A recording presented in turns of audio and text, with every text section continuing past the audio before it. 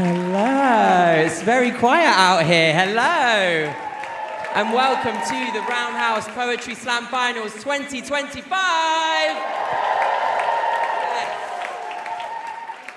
My name is Toby Campion and I will be your co-host for this evening. I am an average height, white man with a shaved head, dressed all in black, and everybody who gets on the stage tonight will be doing short visual descriptions before they start reading for our blind and partially sighted audience members who are with us tonight. So, we are here to celebrate the 20th annual Roundhouse Poetry Slam. Let's make some noise. In association with Taylor Wessing, and I'm joined by my fabulous co-host, Vick Hope. Hey! Thank you, Toby. I am Vick Hope. I am a 5'7" mixed-race woman with black curly hair, wearing a grey dress and with a baby bump. Saying that out loud for the first time in public. Thank you so much. And I'm with the amazing Toby Campion, who I've been told is an absolute legend of the game. So let's hear it for him. In very safe hands tonight. Thank you all for joining us tonight. It is so good to see so many of you here, and we're so glad to have everyone watching at home as well on the Roundhouse YouTube channel. Please say hello. We've got a chat box there. You can let us know where you're joining from. We'd love to hear from you. Now, this year's Slam Final is part of the Roundhouse's brand new 360 Festival. It's this massive celebration of art and culture. It's an epic month of music and spoken word and theatre and visual arts and podcasts and club nights, with each event uplifting and amplifying the voices of today's most vital and unapologetic artists. Absolutely. And tonight is the culmination of the Roundhouse Poetry Slam Heats, which started all the way back at the end of last year. The Roundhouse received a record number of applications for this year's Slam, and they were whittled down to 70 applicants, 70 poets by a panel of esteemed judges who then took part in the Roundhouse Poetry Slam Heats across the country, in Liverpool, Leeds, Bristol, 3 London Heats, and 1 online heat. And the poets that you're going to see tonight are the highest scoring poets and the winners of those heats. So they've already been through their fair share of trials and tribulations, let's say. They've done really well to get here. They're already winners. So let's hear it for your 2025 Roundhouse Poetry Slam finalists.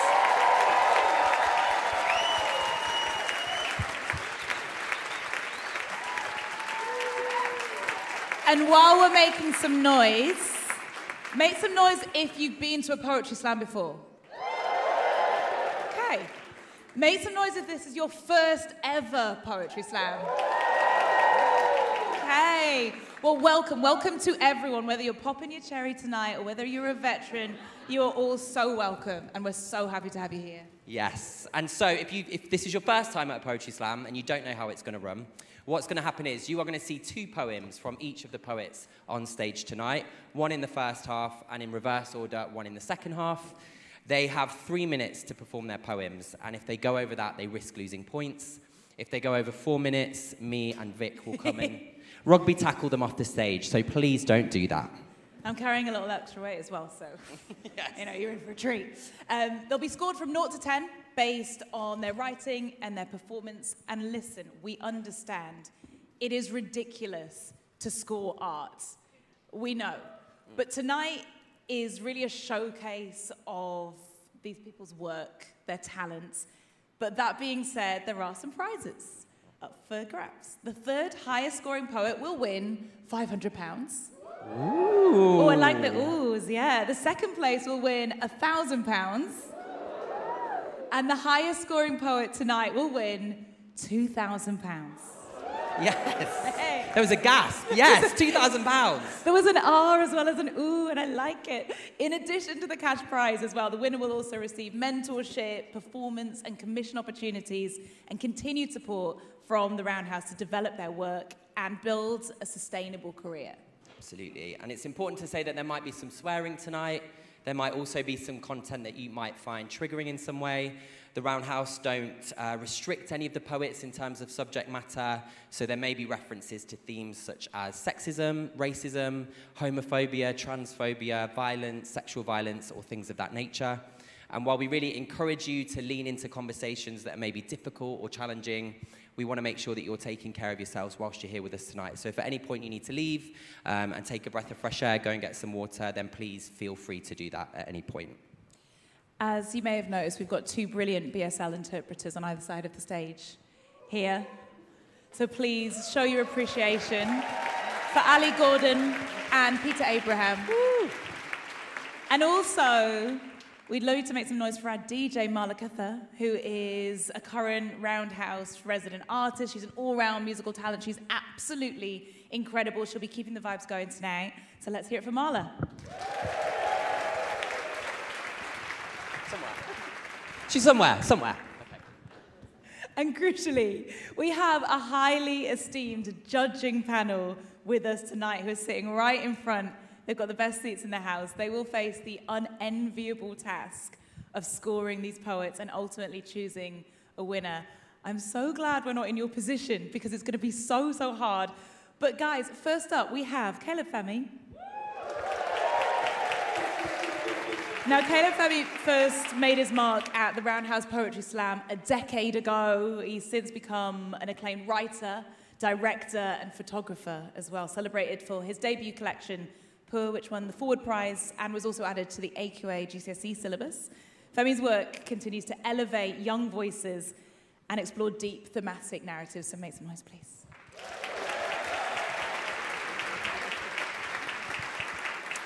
Our second judge of the evening is the incredible Mahalia. Yes. Mahalia is a Leicestershire-born, East Mids. Anyone at East Mids in? Yeah, okay, 4 people. Well, hello you, and Mahalia. A Leicestershire-born, talented British singer, songwriter, and actress who hit the top 30 in her native UK with her first album, 2019's Love and Compromise.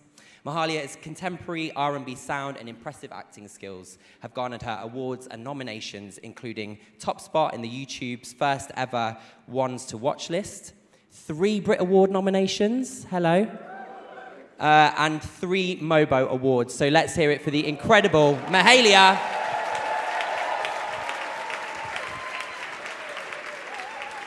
And last but certainly not least, we have Akala.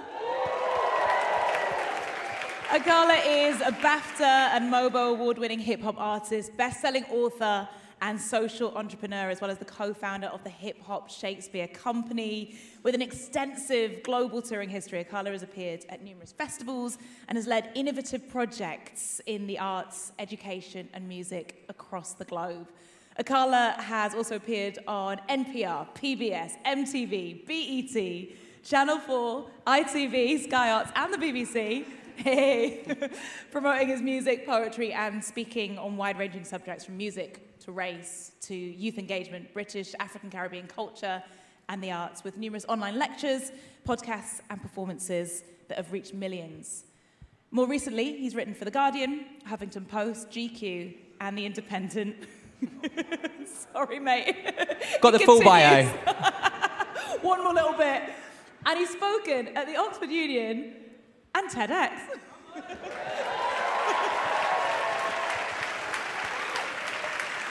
Your judges, everyone. We're going to come to you, actually, because judges are going to ask you very quickly if you could give us a little idea of what you're looking for tonight. Caleb, I'll come to you first. Inspiration. I want to be gut punched. Okay. Verbally, I mean. Caleb wants to be gut punched verbally, so just make notes. Okay. I also second that. I do love a punch in the gut. But for me, honestly, it's about presence. It's about how you make me feel also with your body as well as your words. Yeah, I second both of those. I would say performance, presence, and wordplay. Thank you, judges. Brilliant, okay, no pressure. You got it all, you got that down. Great, lovely. Okay, so those are our 3 judges on our panel at the front, but there is a 4th judge in the room. Can we get an intrigued audience reaction noise? Okay, great. The fourth judge is you, the audience. Yes, who knew? Yeah, let's have a cheer. Why not? Yourselves. So, at the end of the night, you will have 5 minutes to cast your vote as to who was your favourite poet of the evening, who made you think about something in a different way, who moved you, who made you laugh, who made you cry. You will have 5 minutes at the end of the show. There are QR codes around the room. Scan them with your phone, and you will be able to cast your vote for your favourite poet of the evening. People at home? Okay, last year, I'm always like, where's the camera, where's the camera? And they were like, don't worry, there's lights on them this year. But I'm really rubbish at it, so there we go. Okay, hello, people at home. So, the link to do your votes will be in the chat box just before they open at the end of the show, so please make a note of that and get ready to vote. You will only have 5 minutes, so if you want to make notes, if you want to chat to the person next to you, great, but make sure you are ready at the end of the show because you will only have 5 minutes to cast your votes. So, Toby, there are prizes to be won. Yes. But as you said, it's such a big deal just to be here, to be on this stage tonight. You talked about the heats. Our poets have all done brilliantly to be shortlisted to got this far. Some may have been performing for years. For others, this may be the first time that they're sharing their work publicly.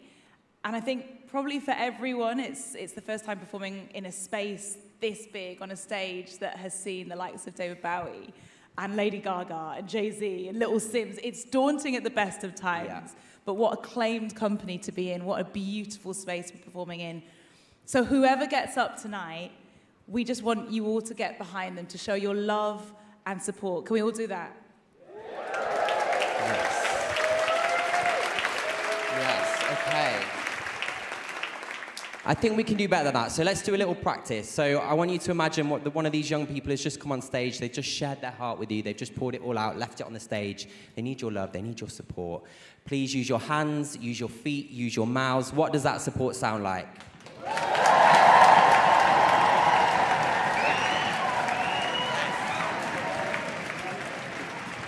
I think it's good, yeah. Yeah, I think they're all right. Yeah, Yes. Okay, great. So, before we start with the official slam, we need a sacrificial poet who's going to come to the stage. They're going to warm up our judges, they're going to warm up you, the audience, and get some poetry into this space.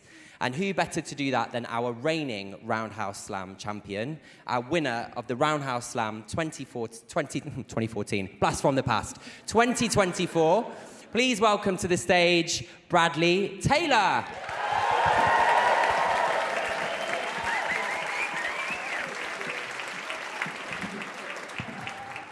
All right, Roundhouse, how we doing? My name's Bradley Taylor. Visual description, average height white man with a shit moustache and luscious curly locks, okay? And I'm from Birmingham. Can I get a cheer for Birmingham, please? I said, can I get a cheer for Birmingham, please? What a shithole. No, it's not. It's beautiful. Last year, I dedicated my award to the late, great Benjamin Zephaniah. I did that because he encapsulates what Birmingham is about, okay? We're a city of storytellers and artists from Ruby Turner to Ozzy Osbourne. I'm going to tell you a Birmingham story now, okay? There I was in my local pub in Birmingham, the British Oaks, where I had my first pint at 7.5 years old. I was in full drag, all right? Leather corset and fishnets up me crack. I was in the smoking area. And the guy who bullied me at school, he came up to me and he asked me for a lighter. This is how it went. Oi! Oi! Oi! You got a light, mate? I said, have you got a light, mate? Here, for me straight, you see, mate, I've just bum one. Off me missus, father's, cousin's, brother's dog, mate, 'cause I don't usually smoke, mate, but I've had a drink, see, mate, and I'm on the lash with the lads, see, mate, and old habits are hard to kick, and you ain't teaching this old dog new tricks, so, you got a light, mate? I said, have you got a light, mate? Here, for me, wait. Don't I know you? Ain't you that dickhead kid from down the road from Days, mate? The one who always wore his charity shop suit to Svixor and was the only boy in the drama class. Yeah, that's you, mate. The one who got buried in the snow when you were in year 7 by us year 11s, getting buried in the snow. Good times, eh, mate? And it's good to see you, mate. And have you got a light? If you're an old mate, or maybe even a vape, I said, have you got a light, mate? Got a light?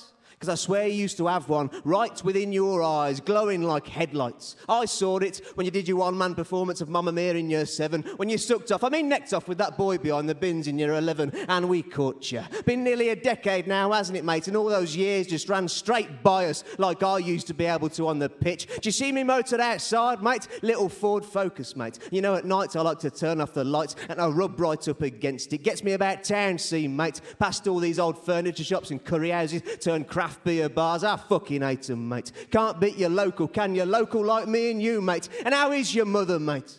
Is she well? Yeah, mine passed about 2 years ago now, mate. Family ain't been the same since, but at least we've got all those years to hang on to, eh, mate? Like those charcoal portraits Miss Moisey made us do in year 8. Mine on with a smudged head, brain all over the place, apparently a self-portrait. I said, have you got a light, mate?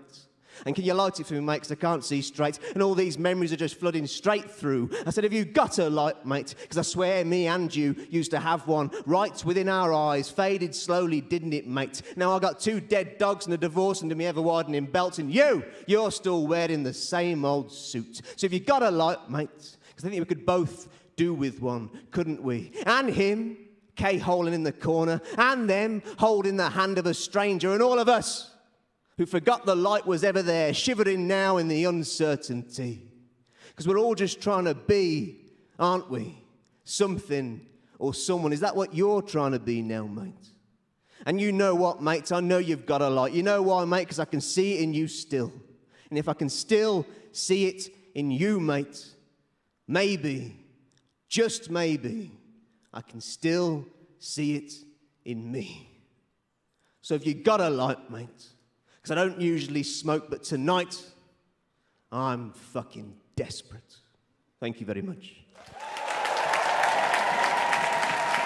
Listen.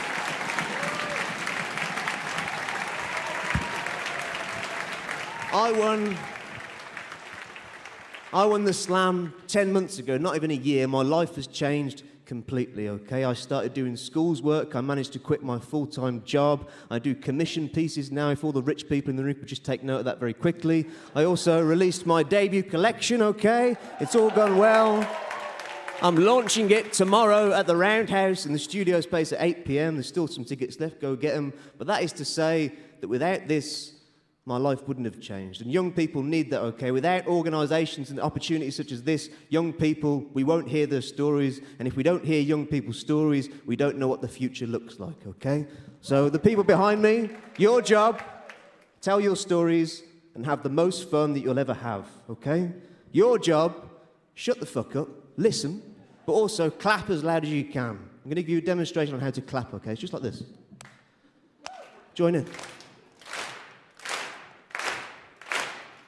Don't you just hate it when a band asks you to clap along to one of their songs? Or even worse, a poet who doesn't even have a band, just hands, and he asks you to clap along. And you don't really know the words to the song, but you don't want to be the only one not clapping, do you? And you don't want to be the only one left clapping, do you? So you just keep clapping along. You don't stop clapping along. You just keep clapping along. You don't stop clapping along.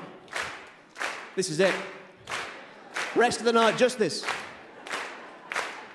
Because sometimes that's all it takes. A clap on the back now and then from a stranger or a friend, anyone. You just keep clapping, don't stop clapping, just keep clapping, don't stop clapping, just keep clapping, don't stop clapping, just keep clapping, don't stop clapping, just keep clapping, don't stop! Thank you. Let's hear it for Bradley Taylor! That's a good start to the show. Okay, brilliant. Are you ready for your first slammer of the evening? Are you ready for your first slammer of the evening? Okay, let's hear it for Shamaya.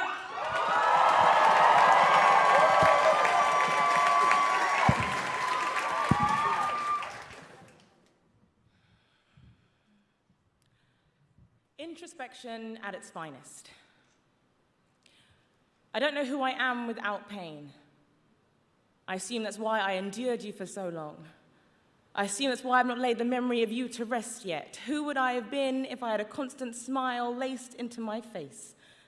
Would you have still left? Would we have even met? If I had my mother's forgiveness, would the world have been kinder to my heart's first breath? Would I still have this weird addiction to the silence of nothing? The simplicity to how the seconds tick faster when I close my eyes? Maybe I held on for so long because I was trying to save all the love I have ever owned, or never known, or hardly shown. So who am I to stop pain from growing? After all, what jurisdiction does a young girl have in the war against her own mind? So I question, is it better to have a garden of nothing or a garden of poison with deceptive perfection as the view from halfway down? Because majority of the time, I feel like such a bad person. I feel so self-indulgent. I become so blinded by my desecration of self, pieces of me seem to keep falling away with the people who walk out of my life, as if I feel the need to hold their hand on the way out, just so, in case they ever come back, they'll always remember how warm their skin felt against my anguish. And even though words have saved me from myself in some way, and poetry is the only way I can explain who I am, I often find a never-ending repetition in my work. Like I'm saying the same thing in a million different ways. Nostalgia is tangible, and it sticks to everything. There are only so many new words you can pull out of something that no longer exists anymore, but I think that is where the significance of poetry lies, in the balance, on the edge of one's reality and the desire to revisit the past. Maybe metaphors are the only ways to always get what you want. To build a world where pain is not linked to tears and melancholy sounds softer because it rhymes. Somehow, no matter how many times I try to escape it, at the end of happiness lies the quotidian, the same old, the cyclical with no interruption. Did you know loneliness could last this long? No one ever warned me that it could latch on and grow roots. I wonder if you can hear it in my conversations, in the way a lifetime of untold stories spill from my lips when given the chance, the art of oversharing tattooed on the back of my hand, ink seeping and stretching into an unwanted familiarity. Maybe I'm trying to turn myself into art. My soul bleeding on my pillow as I choke on my own breath. Maybe I'm trying to become as beautiful as the things I write, trying to find literature inside a lack of love because kindness feels foreign on my skin. Maybe I'm trying desperately to contort myself into something that will make people stay. But I know how sadness works, inside and out, and if I were to ask the world for anything at all, I'd ask how to stop liking the taste of it. Thank you.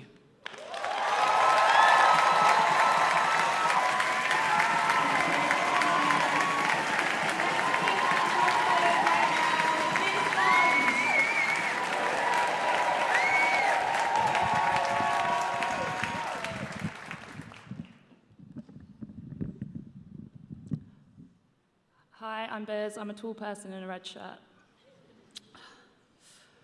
Smoking's gross, innit? Financially, it's a definite deficit. An outgoing with growing bad credit, a carcinogenic that leaves you fetid, stinking like an ashtray with fingertips that are nicotine-stained, and I'm ashamed to say I indulge in the habit. I only recently conceded it's not a passing characteristic, to later be chaptered with other things I did whilst young and stupid. Nah, this is more than a dabble in the masochistic. I admit it, folks. I smoke. I'm addicted. It's indefensible and unbelievable that it still feels kind of cool. Subversive. I swear it's ingrained in my psyche. See smoking, read creativity, an inclination for anarchy, hedonistic tendencies. But then again, it's hardly surprising considering we've been drip-fed this narrative since the early 60s, when the tobacco industry clocked post-war women kept their jobs and co-opted the gender role shift as an opportunity to double their market. Worked to change what we, the consumer, associate with the lethal product. Through aggressive and repetitive messages, they edited our collective memory to forget it leads to death, and instead appealed to desire, conspired to build this idea that smoking means power. You all know the scene. Attractive woman takes drag from cigarette, turns head and says something assertive. Even miming it feels seductive, and it's completely constructed. Classic consumer capitalism, shift the socio-political condition with subliminal messaging, mold our minds to associate SIGs with dominance, sex, rebellion, speak to our individualism, sell us what we cannot have in a packet of silver Bensons, live the Marlborough way and live in freedom. It's a Faustian bargain. Trade your lungs for rungs on an imagined ladder. My gullibility doesn't escape me. Don't kid a kidder. Smoking's not cool, it's not big, and it's not clever.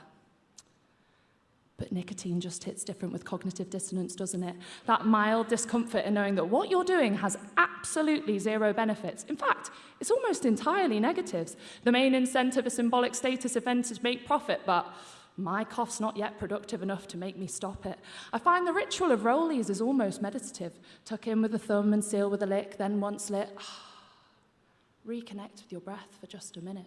Try to forget about the toxins in it. Take each toke with a turned blind eye and indulge in a wrapped-backy gift of time to self amongst the hectic. Satiate your cravings, let your brain fog lift, and have a moment to be selectively reflective.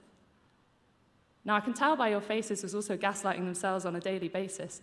I'll see you outside in a bit. We can meet with Mephistopheles and puff on our cancer sticks. Thank you. Let's hear it for Biz Bond. And keep that look going for your next poet, Aditya Narayan.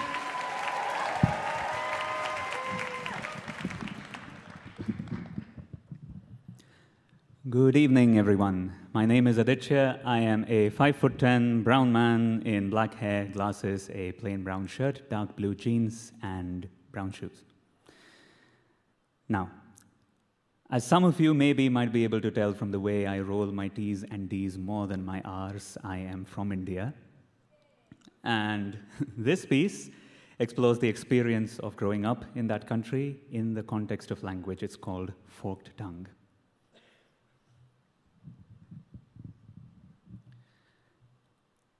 When I was 5, I was told my tongue was forked at the hinge, cut half down the middle, foundation to fringe, and if I wanted to swing for a decent living, I must pick one limb or another. That's what primary school feels like in a country that lives with the sins of another. When a language is muscled so hard down your throat that it bloats with generational fibrosis. When letters and verses you prayed with are prayed on like blight that prevails on a forest. When grammar is dice-cut and sliced up so finely you swallow it benignly with eyes shut. When violence is fed intravenously so you can't tell your own bloodstream from poison, that's when 100 more years of colonial glory await you across the horizon. When I was 5, I was told my tongue was forked and it had to relent in submission, and listen, I tried. Ages 6 through 7, I took lesson after lesson to lessen my Indian side, pried my muscles into a straighter line, revised my vowel signs, decided where to breathe, how much to breathe, and forced my breath through clenching teeth, deafened my ears against the screech of a mouth not built for English speech. Don't overreach, my child. I'm trying to teach you how to speak. To help you succeed, have the life that you seek in a world that breeds and feeds on the fallen debris of imperial colonial fodder. So why don't you act like you're free while I edit the audio file on your collar? When I was 5, I was told my tongue was forked, and to live with this tongue was improper. I had to choose. And only one choice would bring order. The beneficial language. The universal language. The God-granted golden gift that's gotten global language. The long live the legacy of Latin letters language. The long live the majesty of foreign settlers language. The master me, your ancestry is not important language. The master me, it's mandatory, I am your mother language. The choose this tongue over no other language. The choose this tongue over no other language. The choose this tongue over no other language. The choose this tongue over no other language. The choose this tongue over no. I unhook my leash, spit out the rules. I look at my tongues. I do not choose. I braid them together like rivers colliding, like lovers deriving a single breath. Two cultures aspiring for a single truth by the death of the difference that made them forget that a language is only as good as the pieces that make it. And I've got twice the pieces you get. So I let them entwine, tongue into tongue, and I watched them combine into one. Now I speak with one tongue. No splinter, no scar, jisme na hai sarhad na koi diwar. You listen, you think I am jumping between. Batao main kaise dilaun yaqeen that you hear me in halves. I've never been fuller. The tongue that was forced down my throat like a tumor and that which to my generations belonged are finally singing a singular song. So don't let my borderless cadence perplex you. If you think it is broken, I think that reflects you.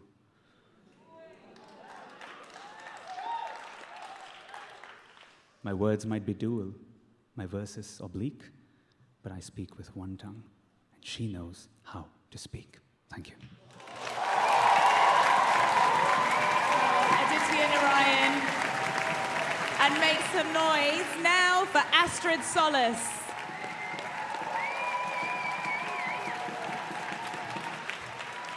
I'm Astrid Solis. I'm a breathtaking transgender woman with blue hair and far too many tattoos. The other day, my Spotify recommended me a song by an AI artist. This is the story. The internet is dead. Pack it up, log off. We've had a good run, but they've sold our souls for stock. We thought AI would take our jobs. It turns out they just wanted to steal our playlists. We thought AI was here to replace us, but no, it's just here to make things worse. I just wanted to Google cute kitten pics, now it's AI slop. 12-legged horrors with too many eyes and smiles that cry, I want to die, but I don't know how. First, they took our art. Then they took our songs, and now they've formed a punk band. AI punks. AI punks. The machine is raging against itself. The robots, so sick of taking our jobs, have decided to go full nihilist, disillusioned with consumerism. And the tech bros, the art thieves, the corporate grave robbers, they plug in, cash out, and call it progress. They think this is the future. They dream in neon lights and cybernetics, blinded by some pathetic android fight club, some Blade Runner fantasy. They refuse to see it. The thing the creatives they defund and doubt have done nothing but warn them over and over and over about. Trading shirts and ties for lab coats, these AI scientists of doom laugh maniacally as thunder claps and lightning fills the room. Their experiment, an unholy abomination of flesh, stolen corpses, thoughts, and feelings. An amalgam stripped of all its meaning. And for the low, low cost of enough electricity to fuel Belgium, the geniuses animate this ghoul which sells one album. So when some boardroom breathes life into another synthetic rock star, just know that just because they've fallen short before, it doesn't mean we've won the war. To them, the artist is the middleman. The flow they can buy, emphasis costs a dime. Our bleeding hearts are investment art. And we cost more than gears. So as seas begin to rise and skies begin to blacken, their hunger will remain. And they will set ablaze 100 Californias just to try again. Because that's what they want. The age of dead internet. Cyborg art sold to zombies, an undead army of profit to hoard the wealth from the horde. So when I'm out of work from AI and die of starvation, know that if from my coffin I hear a eulogy that doesn't quite make sense to me, I will haunt you for eternity if I find out you used ChatGPT. Thank you very much. Let's hear it for Astrid Solis. And keep your love going for our next poet to the stage, Sky Francis.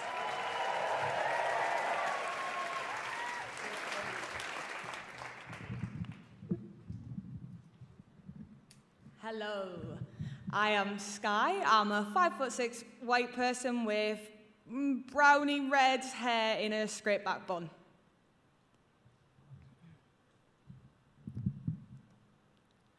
We come to the club to get fucked up, to kiss strangers, and to forget that sometimes the outside world hates us. I've learned more history on this dance floor than my teachers ever taught me. And I've learnt more about my future than the media wants to show me. In the streets we shout, love is love. But in here, we make love. We show love, and it's our love. But they say, what more are you fighting for? They say, what more are you fighting for? And then our phones light up like Christmas trees. And what we see, where there was music, now there is mourning. And they cry for the friend they have lost, and we cry for the stranger we have lost who feels like our family. And then we are dancing. And we are dancing for the ones we have lost. And we are dancing for the battles we thought we'd won. And we are dancing because we can only hide in here so long. And we are dancing because this iPhone generation can't look at their phones. And we are dancing because tomorrow is gonna come. And we are dancing until we feel numb. And we are dancing because we, the next generation, will not stand by as those in ivory towers deconstruct the work of our elders. We will build houses on the foundations they laid, and we will thank them every day for giving us this ability to live. Because we come to this club to get fucked up, to kiss strangers, and to forget that sometimes that outside world hates us.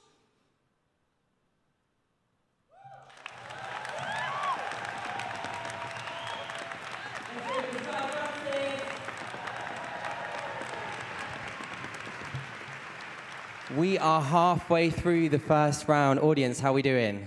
Yeah, they're good, no? Okay. Judges, how are we doing? All good? Okay, great. So let's just take a deep breath in together. And back out. Okay, are you ready for your next slammer of the first half? Are you ready for your next slammer of the first half? Give all of your love to Flo Cornell.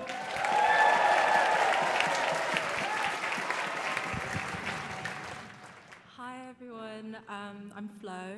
I have bright pink hair, a neon green jumper that has sort of like a flower print and a smiley face on it, and pink trousers that I think are quite funky, but people may disagree with that. This poem is called I Crave Filipino Food, which I actually do right now, but yeah.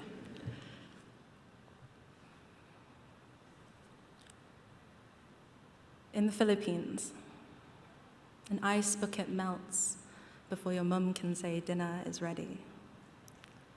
A dog dies of heat stroke. Dessert is cold, and cold comes before warmth, so dessert is before dinner. Your house is a tin can thermometer, and your body conducts an orchestra. All percussion. Plosive, sweaty pits, the smacking of lips, the word digestible. Chewing food with your mouth open, which really tones the jaw, moaning about being bored on holiday.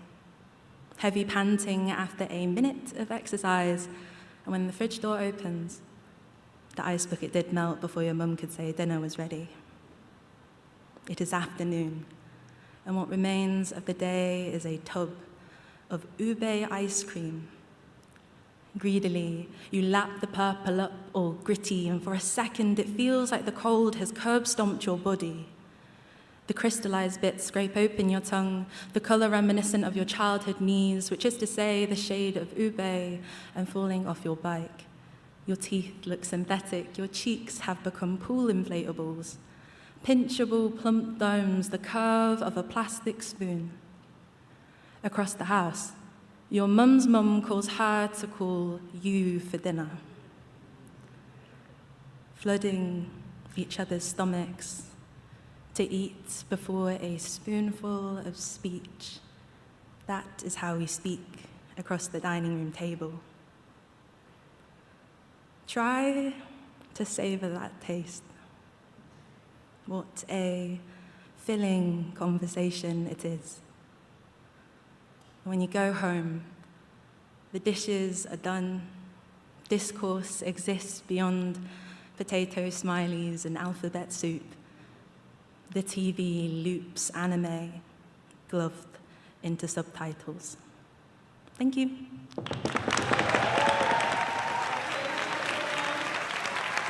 And keep your love going for Natalia Cowans.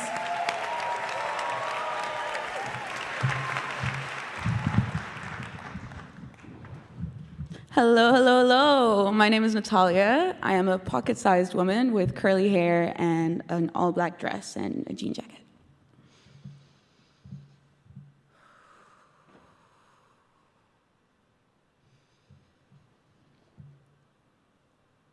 بالعربي, in Arabic, we don't say, I miss you. We say, وحشتيني.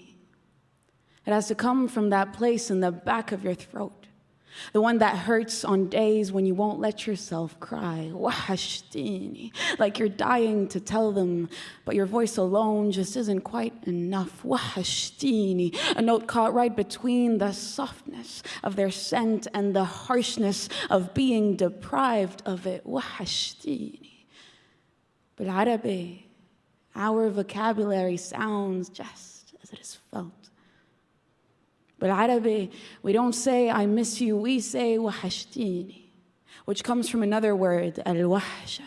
And that means separation and distance between hearts that crave one another. Believe it or not, I'm not the one making it all poetic. You can even check the dictionary. Us Arabs, we have felt separation enough times throughout our history that we had to come up with a word for it. Al-wahsha. We've known enough farewells and suffered enough loss that it became redundant to express it in sentences. Al-wahsha. With every half breath forced away from our homes and into those of our colonizers, with every rejected visa application, the irony of our invaders protecting their own from what they've done to entire civilizations, from the consequences of their own arrogance. Al-wahsha. A heart, both full and empty, with the love it has for its country and the plan to build a future literally anywhere else. بالعربي, we don't say, I miss you, we say, وحشتيني. But one word can never have just one single meaning. Just like our tongue could never be contained into one single dialect. Al-wahsha also means solitude, also means fear of isolation, also means separation anxiety. When I say وحشتيني, I mean I have spent eternities fearing the thought of a life without you. I've spent days sliding my tongue into your layers, wishing that I could master every crease and every corner, wishing you didn't taste quite so foreign inside my mouth. When I say wahashtini, I mean my heart grieves how much fuller it could have been. But Arabi, our vocabulary is as close as we will ever get to being whole.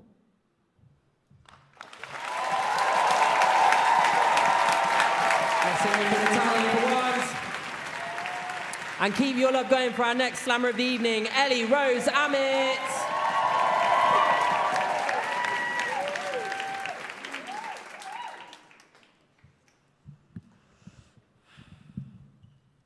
Hi, I am 5'2" and wearing a shirt.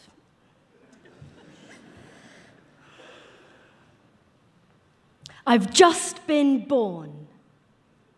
And look how these faces celebrate me. I'm sitting in a room filled with friends, telling each other, this is our 7th year as friends who sit in rooms.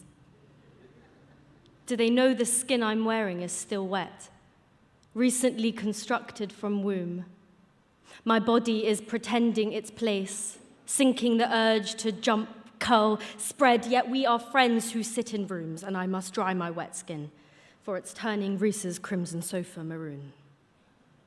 I scream when I get to the bottom of the cake when I was born for the first time. I wish to flood this room like a fetus does a uterus. Dear friends, thank you all for coming. I really appreciate it. Thank you. Is that a watch? Oh, that's gorgeous. Look at that strap. I could just tie that round my wrist forever. Never let the moment-choking numerals slip away. Thank you, I'll never wear it. Thank you for thinking of me as an explosive and pruning child of parents, not a child. I'll never be a child again. That was the first part of me, not the essence of me. And that's fine to have moved on. The next time I'll be that wee kid that is me, and her failing mouth will be when I'm shaking of laughter because Reese was outrageous. The next time I see that kid that is me, in her eyes that zip-zap boing around every room she's in, trying to work out if she's happy sat or standing or in that room or even happy at all. What did I wish for? That time would slip under my eyes like a patronizing turn of phrase. And that for one moment, on a stage or in your mother's arms or by a window, you think you've grasped how time works. We met. That's right, we met. Reese, when? Thank you. Rose Amit. And keep making noise for Thomas Kanechi.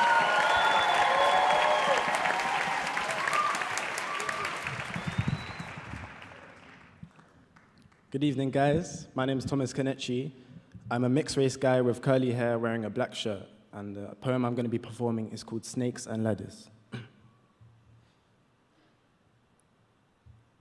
You know, it's funny how humans can acknowledge that the heart and the fist are the same size and then proceed to use the wrong body part in the wrong situation. When looking for prey, snakes tend to hide in the grass until they find an animal deemed worthy enough to satisfy their own needs. Eventually, when a target is found, its stillness becomes savage. Its eyes expand at the thought of how the mouse would benefit him. It strikes and the venom quietly seeps into its body like an unwanted guest at a party, immobilizing and eventually killing it. The snake then moves on with its life to the next victim like nothing even happened. Sometimes I wonder if they realize what they do to their surroundings in a search for their own desires.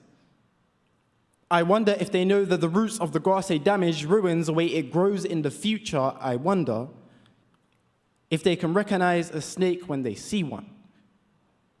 Because not all are reptiles. Some have hands, some have feet. Some package respect into a mailbox and return it back to their parents because the size is too big to wear on their chest. They look at women the way a lion looks at a zebra, admiring the beauty of its stripes, but still deciding to hunt it. They look at women the way a snake looks at a mouse, piercing into its life with fangs of toxic masculinity. You know, we get told that we should never let a girl get in the way of finding our wives, but how can a girl be a wife if you never take her seriously? Us men are mowing the grass instead of letting our garden flourish. We're digging at the ground and then complaining about the quality of our soil. Now I know why they say, where the hose at? Can't you see this? Our streets are like the chamber of secrets. The cobras are camouflaged all over the world, always looking for a house they can slither in. People may have the warmest faces, but their hearts will have you shivering. We live in a society where people talk and do different. So when you think you found a gemstone, it might not be what he said he meant. The love I see around is watered down, and it's been eroding at us for a while now. I see girls scrolling on Amazon and they're purchasing a smile now, but it's no longer the Amazon. She's lonely, in denial now. Men say they want the peach and then forget about the seeds that they spill when they take a bite.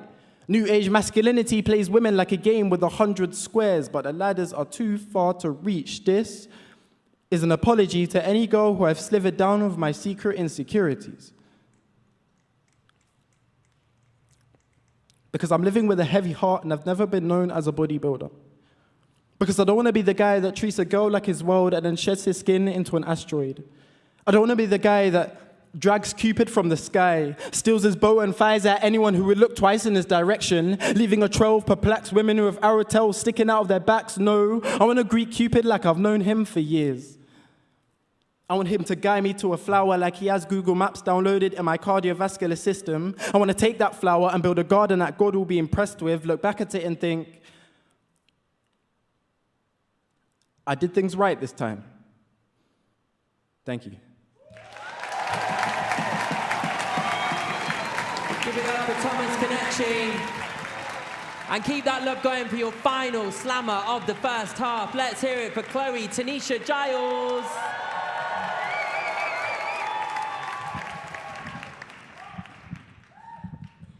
Hi everyone, my name's Chloe Tanisha Giles. I'm wearing all black, a tulle skirt and a head wrap. This is my poem, Starboy. No, it's not about soccer.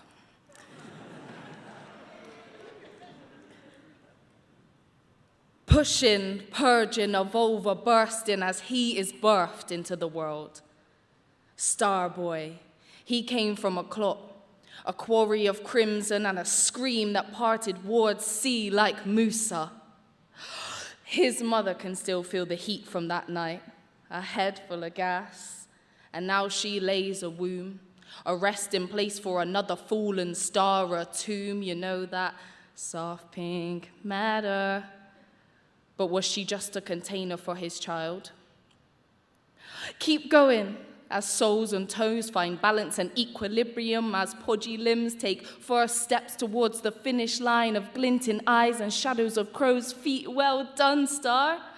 Keep going as the same feet land with speed and vim. He's tearing up the ground on sports day. He burns bright, leaving a trail of dust and the world behind, a storm within his chest.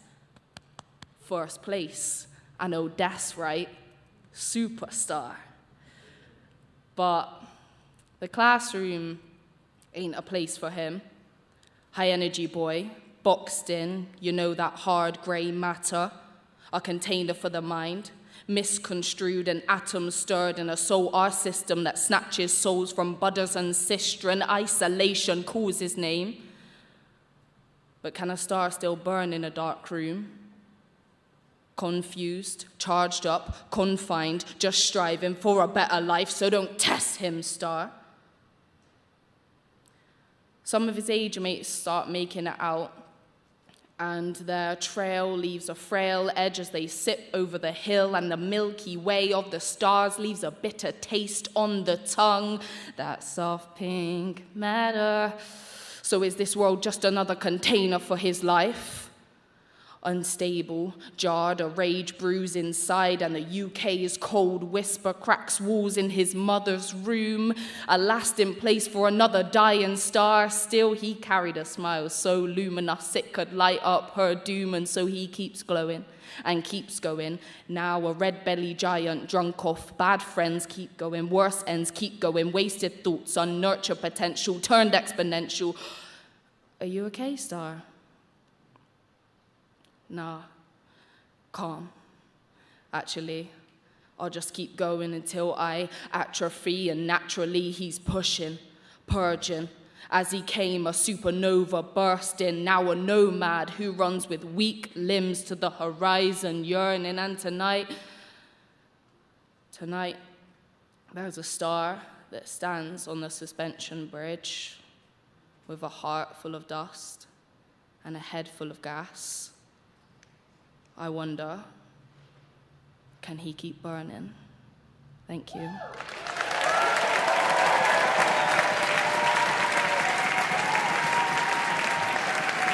it up for Chloe Tanisha Giles. And can we make some noise for all of our poets tonight? That was absolutely incredible. You've taken us on so many different journeys, and there are still more to come. That was potent and it was beautiful. Thank you so much. How are we all doing? We okay? Try and remember who's made an impression on you, who's resonated with you, the journeys that you've all gone on. If you've got, I don't know, pens, papers, anywhere you can write down your thoughts so far, try and remember, because voting isn't open until our final poet has performed their second poem. Okay, before we go to a 20-minute interval, we're going to hear a poem from one of our judges, followed by a film celebrating the 20th Roundhouse Poetry Slam. Now, the film was made on the Behind the Lens film and broadcast training program with a crew of young people under the direction of the production company Black Apron. But right now, please welcome to the stage, Caleb Femi.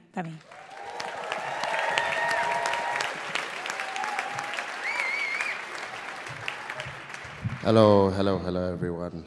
This is sick, isn't it? Well done. That first round was fire.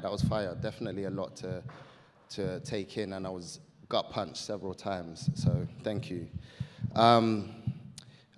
Obviously, as an alumni of this very stage, it's always nice to be back, and always good to sing the testimony, the legacy of this place, and what it does for people, the opportunities that it provides everyone. Oh, right, sorry, I'm a black guy in a slightly mid outfit. Sorry about that. Anyway, I got this book, yeah, my second book is called The Wickedest. It came out like towards the, sick. Thank you, I appreciate that. But essentially, for those who don't know, it's a house party from 10 to about 4 a.m. called The Wickedest, and you meet all sorts of people in this place. And I want to introduce you to probably my favorite character to write in this book, called Javon. And Javon's like, so I always rate people that come into a party and they're like the life of the party. I'm more like a contributor to the vibes, not really the one who like sets it off. So it was really nice to write from like the stance of like someone who does that. This is Javon, catches the fever. Don't call me by my government name, not when I look this good. Crime scene stunning, commanding your gaze tonight. Don't call me what began as a dream whisper, a name flung across the room, heard only by my mother in the eye of childbirth. Call me that guy, the sponsor, mosh pit organizer, conductor of the shubs, Lengman the skengman, drippy drip lord. Call me long distance stuller, silence eater, on my logo, Mr. Rise It whatever the price is, Donga gone, the champagne campaign of it all. Call me by the name my exes gave to me in love and in turmoil. Silver, chandelier, Mercutio, swinging the pendulum of my wave. Tonight, I'll be tsunami. There is an aqueous ancestor somewhere in my blood. Call me Bermuda Triangle, true north, magma on the ocean floor. Tonight, I could take your woman. I'm sorry, I really could, but I won't, because I'm much too in love with myself. Tonight, I am the fever. There is a tempest under my feet. Thank you.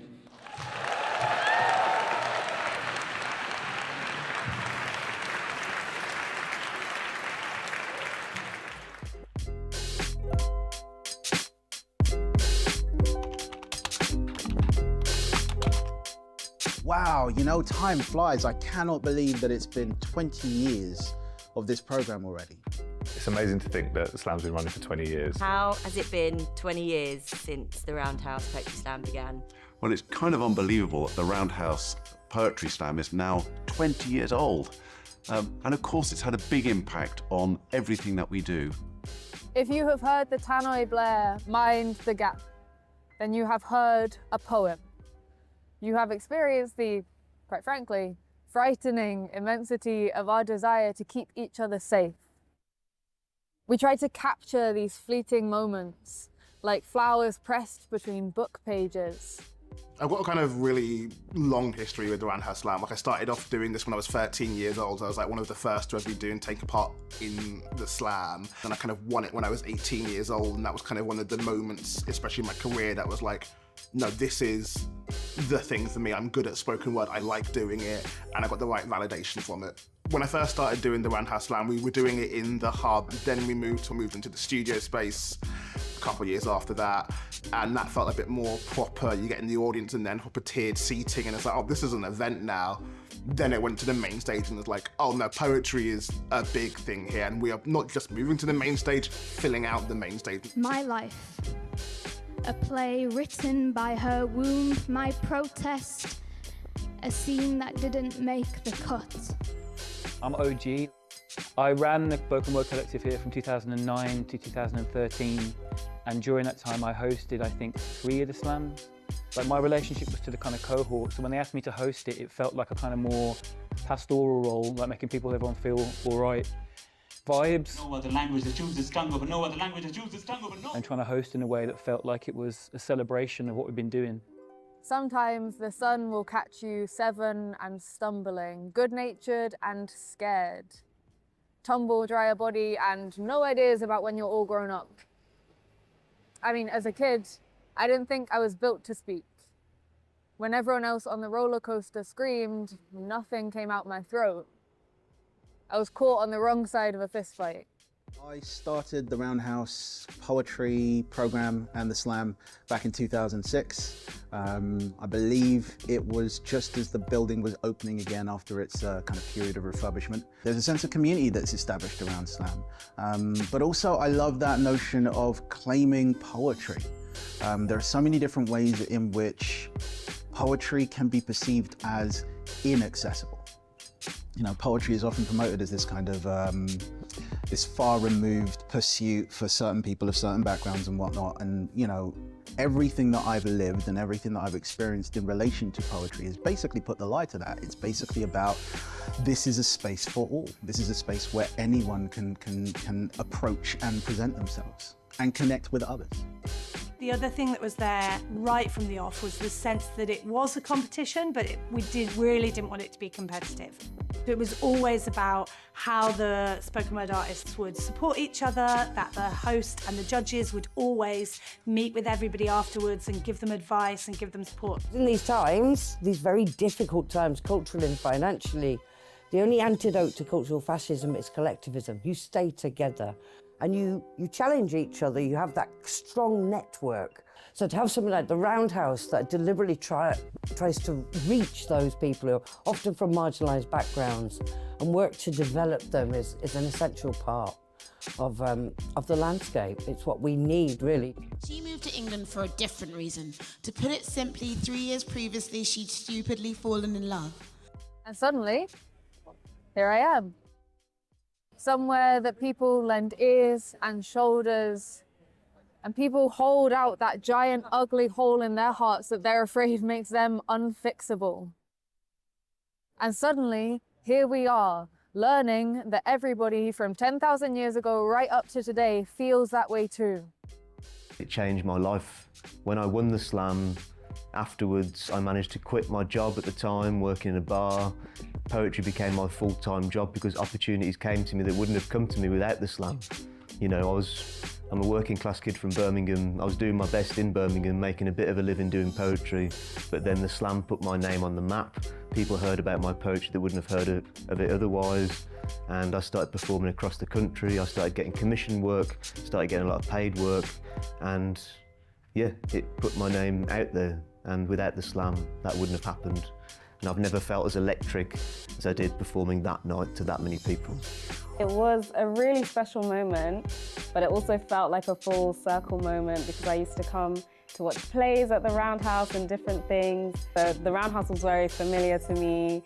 I definitely don't think people saw me in that way as a performer, especially as I'm quite a quiet person in general life. They were like, oh, okay, Rikaya's on stage. It's been a really great journey. Roundhouse was definitely a key moment for me in the start of my journey into what I'm doing now and continuing to do. Slam's evolved in lots of ways. So when I started it in 2017, we didn't have any national heats, we didn't have the audience vote, and then it was about actually how do we find more voices from the regions. We looked at kind of where else there were some amazing poets, where didn't have a poetry slam, but where had a big poet scene. And then we worked with working with different organisations around the UK to look at actually how we could get poets into the Roundhouse. And it was really important for us that we went there rather than bringing the heats from those places to the Roundhouse. And then obviously making sure that all of the finalists had a chance to perform on the main space in the Roundhouse. Dear poetry, thank you. There are so many incredible journeys that past, people who've taken part in the Slam have gone on professionally. Countless published writers and poets, playwrights, screenwriters, directors, and those journeys are incredible. And we're at a great place now where so many of them are coming back to judge and be part of the Slam process. I think the Slam has lasted 20 years and hopefully will go on to many more because it is about a platform. It's not about the slam. It's about the people who are on the stage. He wants to go back to a time where his identity wasn't defined by the wax wings hanging heavily upon his back. So working with Taylor Wessing as principal partner on the Slam over the last few years has been a really brilliant step in terms of broadening that reach, both in terms of making sure that we get as many applications as we can, and we've hit record numbers over the last few years, but also in terms of diversifying the voices that we're able to platform as part of the Slam. The national heats, wouldn't be possible without their support, and being able to discover new voices all across the country has been a really brilliant development. Run to where this moonlight turns its shrubbery neon, where signs glow opal above farmland boroughs that read "Badgers are welcome here." One of the main arms of the Taylor Wessing Responsible Business Initiative is the support of the arts, and by supporting the Poetry Slam, that's the way in which we can achieve that. But on a personal level, I also really enjoy it. It's fantastic to attend, and if you've not been to a Poetry Slam before, it really is something which you've got to see to really understand. I hope that many more people will be able to enjoy what it is that Slam offers. I hope that many more people will be moved by what it is that Slam offers. I hope that poets step up and challenge themselves. I've got an idea for one dish. It's jerk goose liver. So we're gonna call it a foie gras. Yeah. In terms of how it is that they take the stage and what it is that they want to share with their peers. I hope that poets take up on the offer of not the program itself, but what their peers are presenting in terms of the poems that they are putting forward and how they each other kind of respond to the work that's being put forward through this. It's the voices of young people being heard on stages, the emerging talent which they're not getting a place anywhere else to show their work. It's great that it can happen here on the main stage at the Roundhouse, where artists such as Jimi Hendrix has played, and then these young poets are coming up and talking about their lives and talking about the spirit of their lives to audiences that would have never heard them before. So, to every Notes app hero, to everybody that reads loud and true in a pub basement, to the ones that scribble it on the way over and the ones that build it slow and steady, to the tortoise and the hare and the ones who feel lost on the racetrack altogether, I can't wait to meet you right here.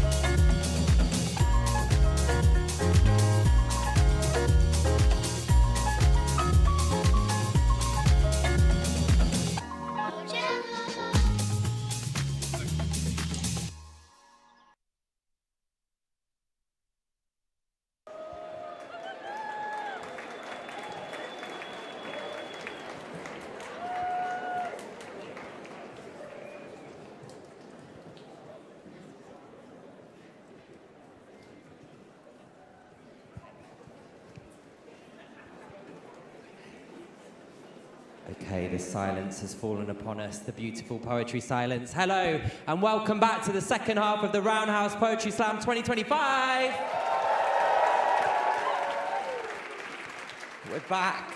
Can we make some noise before we get started for our incredible Roundhouse staff and volunteers who have made tonight possible?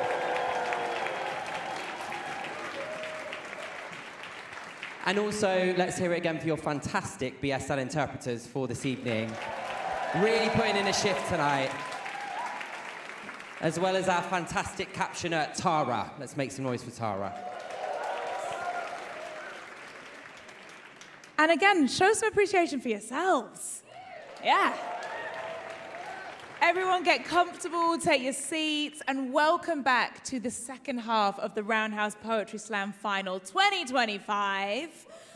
I hope you had a lovely interval. I hope you're feeling energized and ready for some more amazing performances tonight. Before we hear from our poets again, we need someone to warm up the stage. So please welcome another of our brilliant judges. I am so excited to hear this. It's Mahalia.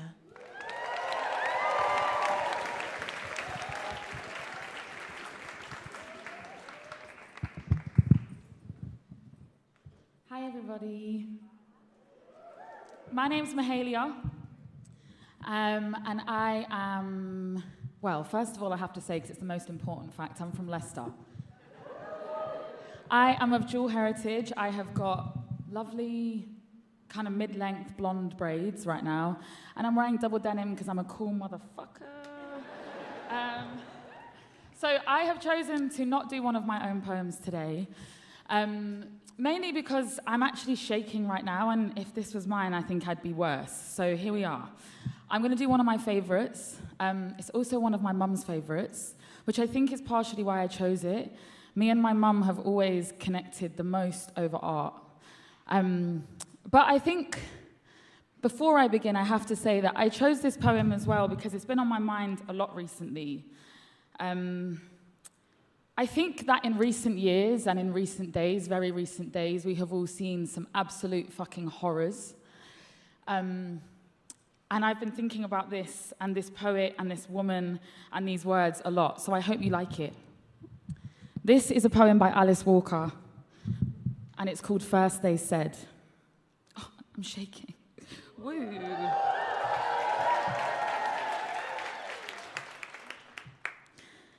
First they said we were savages, but we knew how well we had treated them and knew that we were not savages. Then they said we were immoral, but we knew minimal clothing did not equal immoral. Next they said our race was inferior, but we knew our mothers, and we knew that our race was not inferior. After that, they said that we were a backward people, but we knew our fathers and knew we were not backward. So, then they said that we were obstructing progress, but we knew the rhythm of our days and knew that we were not obstructing progress. Eventually, they said the truth is that you eat too much and your villages take up too much of the land, but we knew we and our children were starving and our villages were burned to the ground. So we knew that we were not eating too much or taking up too much of the land. Finally, they had to agree with us. They said, you are right. It is not your savagery or your immorality or your racial inferiority or your people's backwardness or your obstructing of progress or your appetite or your infestation of the land that is at fault. No. What is at fault is your existence itself. Here is money, they said. Raise an army among you and exterminate yourselves. In our inferior backwardness, we took the money, raised an army among the people, and now, the people protected, we await the next insulting words coming out of that mouth. Thank you.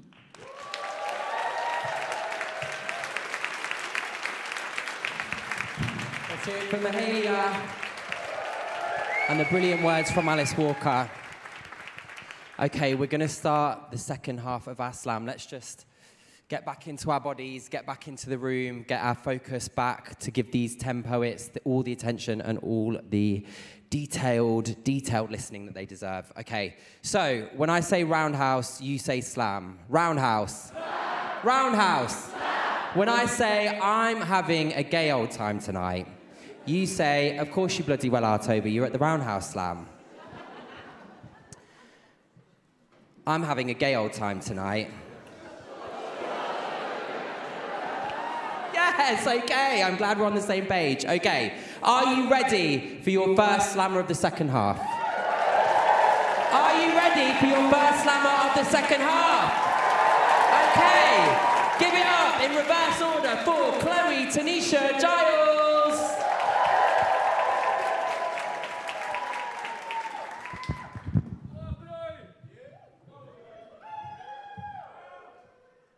Can I ask everyone to close their eyes a sec?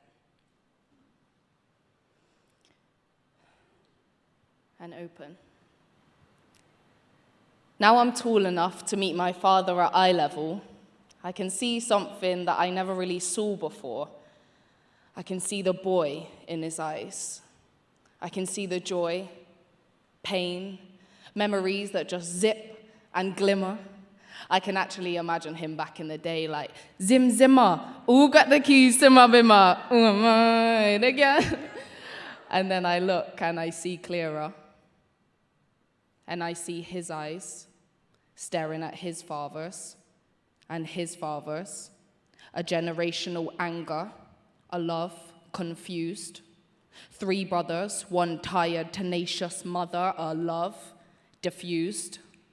Dreams dissipated by survival, pride left untempered, so when his eyes met my mum's, they saw a fire enthused. One I'd like to think that God intended, you know. But then is it blasphemy to ask if he intended the abuse? Scars of time leave tiger stripe marks and wrinkled to the irises and bloodshot sclera. Now I meet my mother at eye level. I can see a chasm of love and of losses. I see a young rebel escaping the leash of a mother who dare hold her hostage. I see her parents, 2 hearts young, 1 bruised. 3 sisters, misandry spewed endlessly. I, her pupil, a well in a cerulean sea, contracting, waxing and waning through the waves of me, through the fire and the vim that my father gave me. I wonder what that's like, to love and fear your own child simultaneously. Fear, like fire, spreads, and when the smoke clouds my sense of self, this is her. I wish you could just see you through my eyes instead. So I analyze myself as my cycles rage on, but I believe there's peace in the eye of the storm. So I believe I'm the one to release the pain. So I'll look at myself again and again and again. So now I meet myself at eye level. I see my mother and my father and her mother and his father, and I know I must go farther, so I look at myself again and I see his mother and her father and their mothers and their fathers, and I know I must go farther if I'm gonna be the one to break the chain. But how do I hold on to this fire of love but release the pain? Because if someone has got to do it, it is I, right? We're 10 generations down the line and I am tearing through cataracts trying to battle this pride. So when all is said, seen, done, released, and realized that I shall be the one to rise. So if you want to meet me on a level, just look me in the eyes. Thank you. Give it up for Chloe Tamisha Giles. And keep that love going for Thomas Kanechi.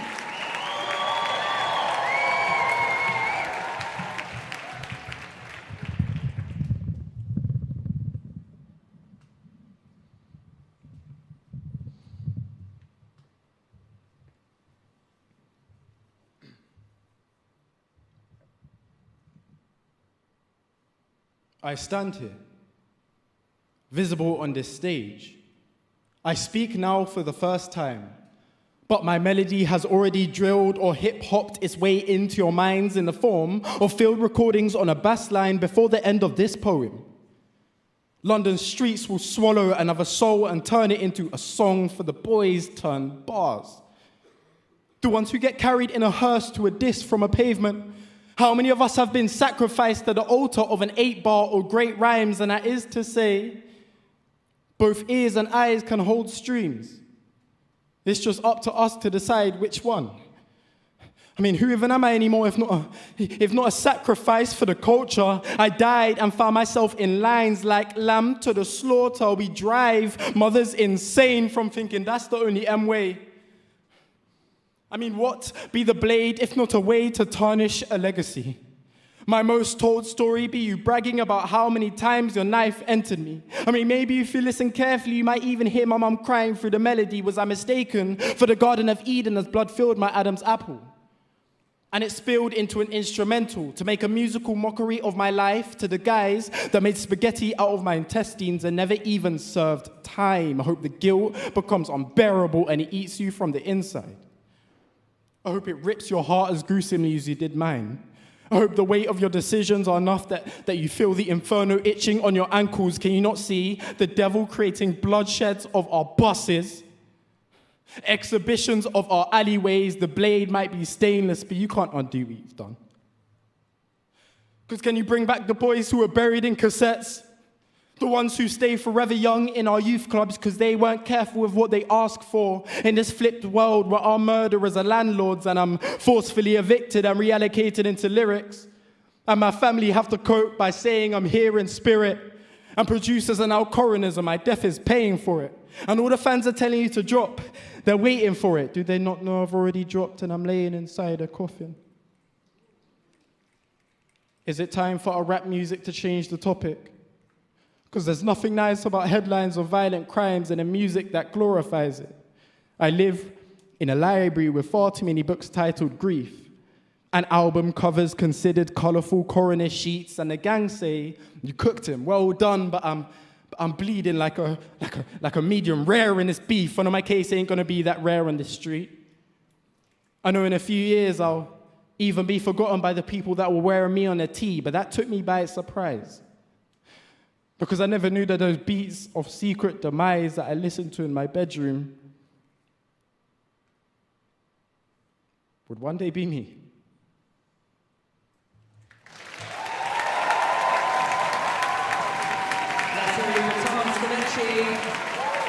And keep your love going for your next poet of the evening, Ellie Rose Amit.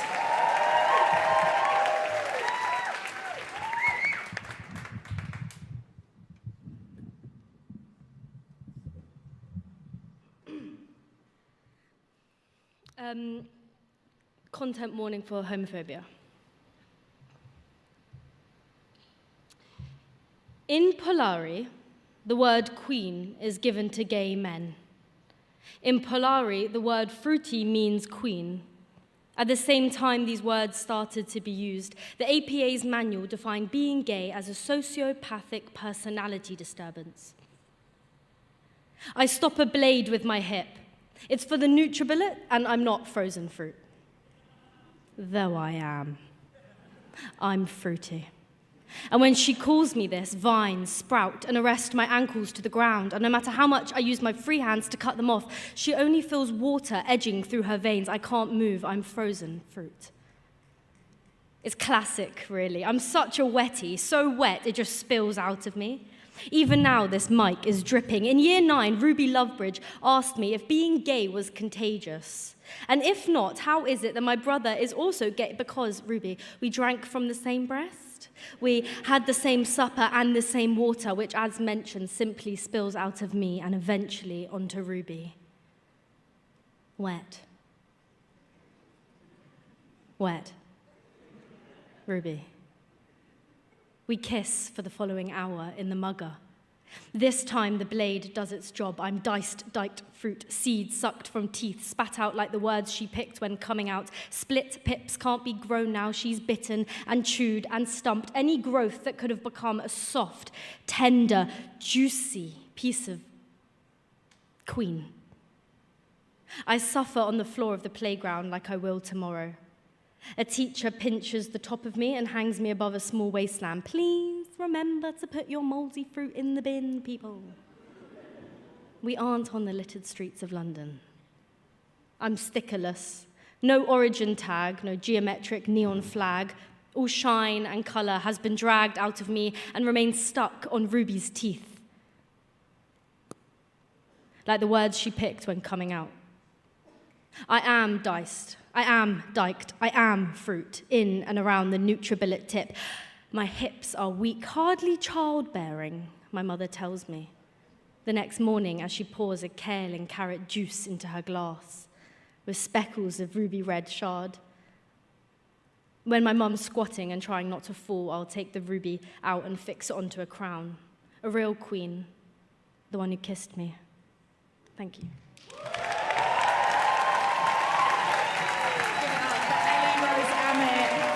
And that going to Natalia Cowans.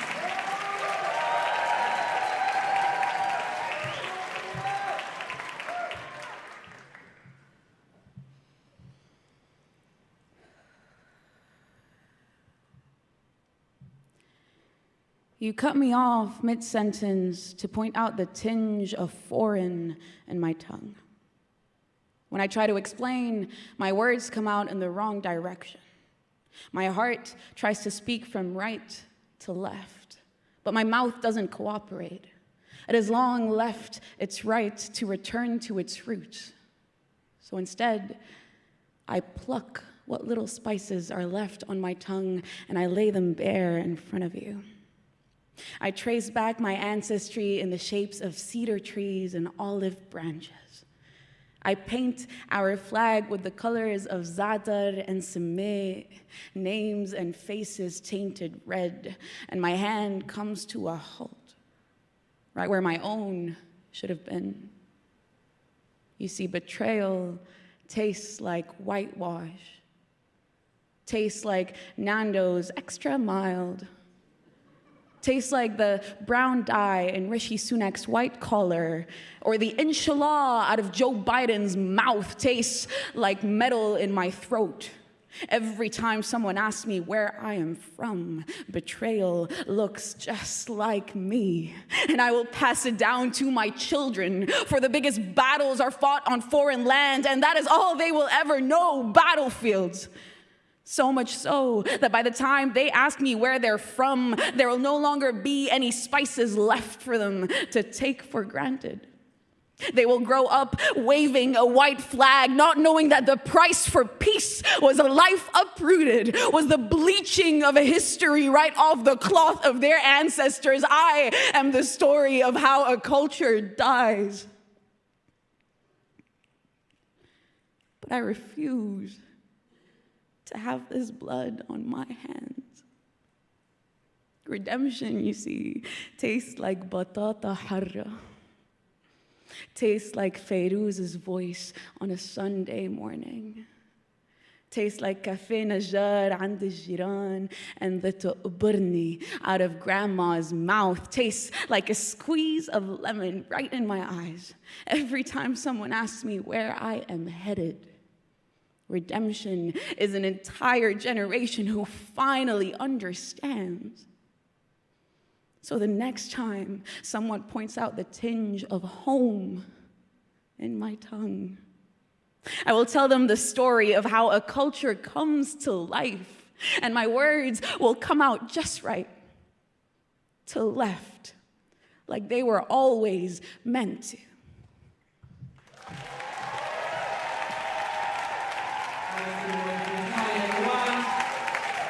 And keep that love going for your next poet of the evening, Flo Cornell.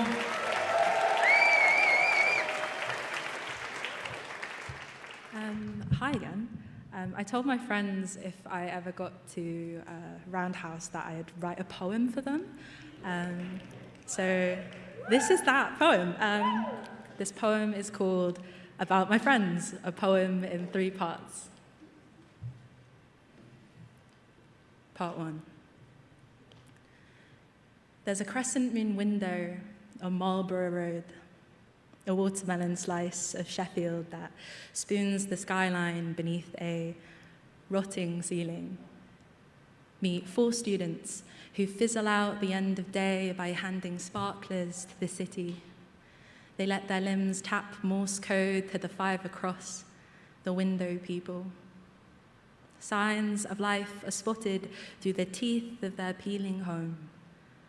Flicker, worn, flicker, existing, flicker. They say, have a good one, and like a faulty star in the sky, there goes another aeroplane cutting through the night. Part 2. There may as well be an umbilical cord between you and I. You feed me everything I need. 2 a.m. nutrients in a cereal bowl and cups of tea. And I feed you my problems in return. After lodging sorry in my throat for so long, to unplug it feels a lot like relief, You, like a mother penguin, neck craned, listening. You're regurgitating the problems back into my mouth, mashed up, muddled colours, and pieced together solutions. Part 3. On Saturday, I dove into a coffee cup with my old team. In our synchronized swim, we share stories between smiles. Each sentence, another snort of laughter, we collectively catch our breath before bubbles reach the surface. This moment is citrus. It sinks into us like SPF. I say, when we are all rest, will we still remember this routine? They say, if today feels like only yesterday, then tomorrow will be muscle memory. Thank you. Show some love to Chloe Cornell and keep that love going for Sky Francis.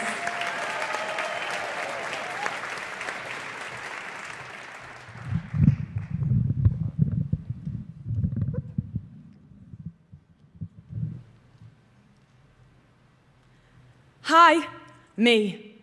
Wow, sorry. Did you just get off work? Of course you did. You're in your work clothes, unless you're on your way to work, but that would be really weird, because you always finish at 6. Unless you've changed shifts. Have you changed shifts? No, of course you haven't. I cried on the bus today. And I kept thinking about what you would have done if you'd been there. Because I think you would have sat me down in priority and told any nanas or pregnant ladies to fuck off. Wipe my face with the back of your sleeve and give me a sip of your peppermint tea. And then I just kept thinking and crying and thinking and crying and thinking and crying until snot was climbing over my top lip. And then I just stopped breathing.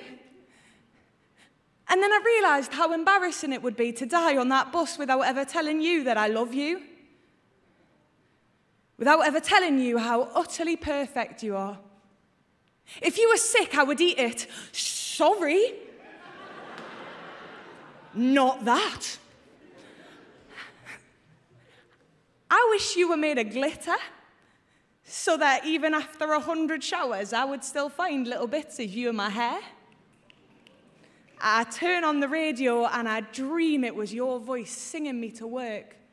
I wish I was that football scarf around your neck, knowing that every time we scored, I'd get another hug. I've thought of 700 different ways to tell you how much I love you. But then this, being on your doorstep in the pissing rain at 8 p.m, that seemed like the obvious first step. Because if you really don't love me, I will go and I will never come back. I'll move countries, I'll change my name. Nobody will ever know I existed. But I just need you to say it for clarity.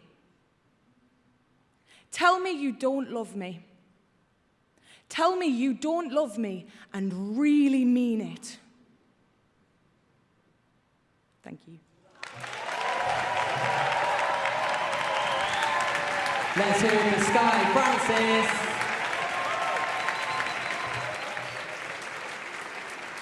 Okay, we are just over halfway through the second half. Judges, how are you doing? Good, okay. Audience, how are you doing? Good, okay, great. I know we've heard a lot of poetry tonight. We've taken in a lot. If there are any parts of you that have left the room, bring them back. Bring the focus back into the room. Danez Smith talks about poems as gathering grounds, places where we can commune and feast on ideas and thoughts. And we've created our own gathering ground here tonight to listen to these young people's stories. So please, we need you to give the last 4 poets that you're going to hear tonight the exact same care and attention that you gave to the first poet that you heard on stage. Is that okay? Okay, let's go. So, can we start off with your feet? Can we add in some hands? Can we add in some voices? Let's hear it for Astrid Solis!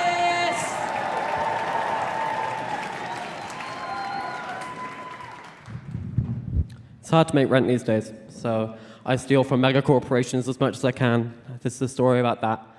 But this is a love story. The kind that romanticizes the hot girl walk to buy IBS medication. The silver mist, the dew on the flowers in the window, the eye contact through the CCTV screen. There's nothing more romantic than a Tesco bakery section. When you're in love, the beeping of the self-checkout matches the beat of your heart, and love seems to start when you least expect it to flutter. Me, a girl in the world in mismatched pajamas, and you in your captivating high-vis jacket. Oh, Tesco security guard. You fill up my senses. It's love at first sight to the tune of "An assistant is coming. Please continue." You glance at my choice of medication and 4-pack of energy drinks, and I see a longing in your eyes. A desire to know if I'm aware that the products I'm purchasing are going to achieve opposite effects. And just like that, it slips away. Back in the rain, taking home my haul and the pain au chocolat I stole, now soaked in my coat pocket. As the leaves begin to brown, I find your face in every corner. Each time buying something you have to verify just for another moment. A stolen glance, a stolen baked good. Each encounter a gentle unraveling. You follow me through every aisle till we reach our lovers' dance in the checkout. And I know you know what I'm doing. Do you turn a blind eye because you know this stolen apple pie is all I can afford to eat today? Or could it be that love is blinding? That when I walk in, you feel a warmth right where your jam tart is? It's winter now and I am addicted. I'm buying things I don't want and stealing things I don't need. I need another hit, another bite, another moment in your fluorescence. This morning it finally happened. In the flurry, I've forgotten what I'd even bought, but as I leave, you stop me. Blocking my exit, you raise a hand and I hear your voice for the first time. "Excuse me, love." My heart raced. My eyes traced the shape of your hand. It's close to my chest. Can you feel it beating for you? Oh, Tesco security guard, do you know I'm yours? I try to act natural and push my hair behind my ear. What have you got there? You finally notice the roses I keep buying, just waiting for a moment to give them to you. I reach for them, the music swells, but you're disinterested. You reach into my bag and produce a stolen raisin swirl. Tesco security guard, I can explain. It's not what it looks like. I've always been faithful, I swear. It was a one-time thing. She means nothing to me. You see through my gluten-filled lies and tell me to never return. In the heat of the moment, I took what we had and let it crumble. Oh, Tesco security guard. I know we've drifted apart, but I hope you know the things I stole never weighed more than my heart, still beating in your hands. It's yours to hold, yours to cherish, yours to scan or touch the screen to start. Thank you.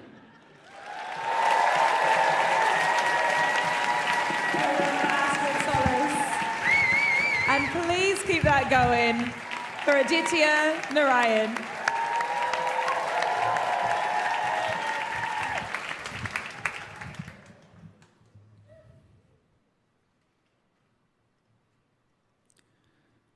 What happens in reverse time? My flu appointment is booked for yesterday due to a fever I will contract next week.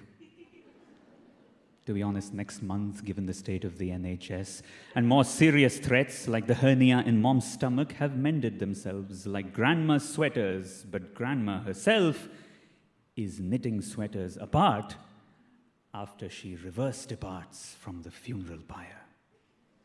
What happens in reverse time? Benjamin Button doesn't remain a curious case, and Christopher Nolan gets famous for writing stories 4 words. Hair growth is the primary problem, leaving middle age wanting, and barbers fight with farmers about who should do the planting. Married couples love until birth does them part. The ones who don't, although wounded, move on with mended hearts, because heartbreak is the kind that begins with healing.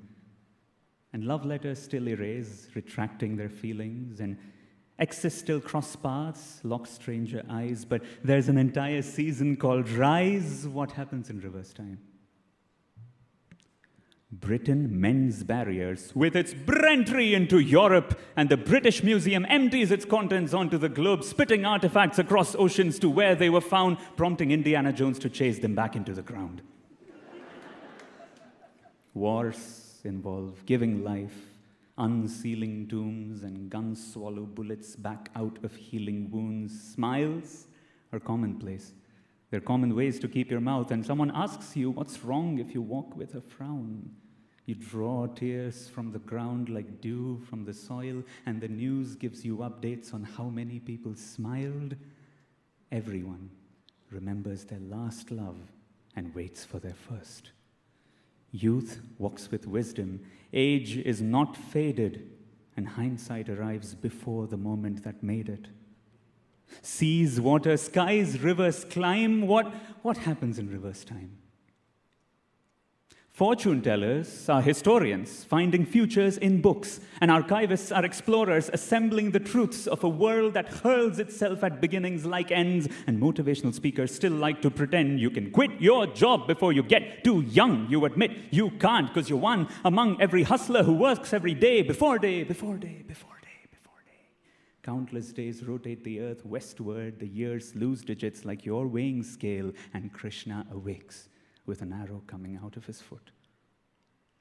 Buildings crash and build. Coffee gets hotter by the minute. Beards shrink when left undisturbed. Flowers die at their youngest. There is world peace. It's a bit of an overreach. The universe begins with dark iron balls floating midair and ends in a spectacular collapse of matter and energy. What happens in reverse time? You begin a poem. Thank you.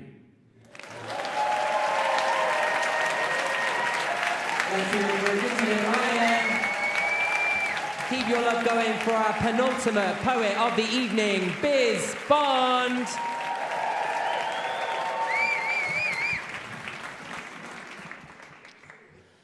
So it's Premenstrual Dysphoric Disorder Awareness Month. I know, what a mouthful. But it's no April Fools, because for a chunk of every month, I become someone else. It can be a week or two that I leave myself. As my womb grows thick to receive an egg that's not inseminated, I'm left to shed my sense of self with the lining of my uterus.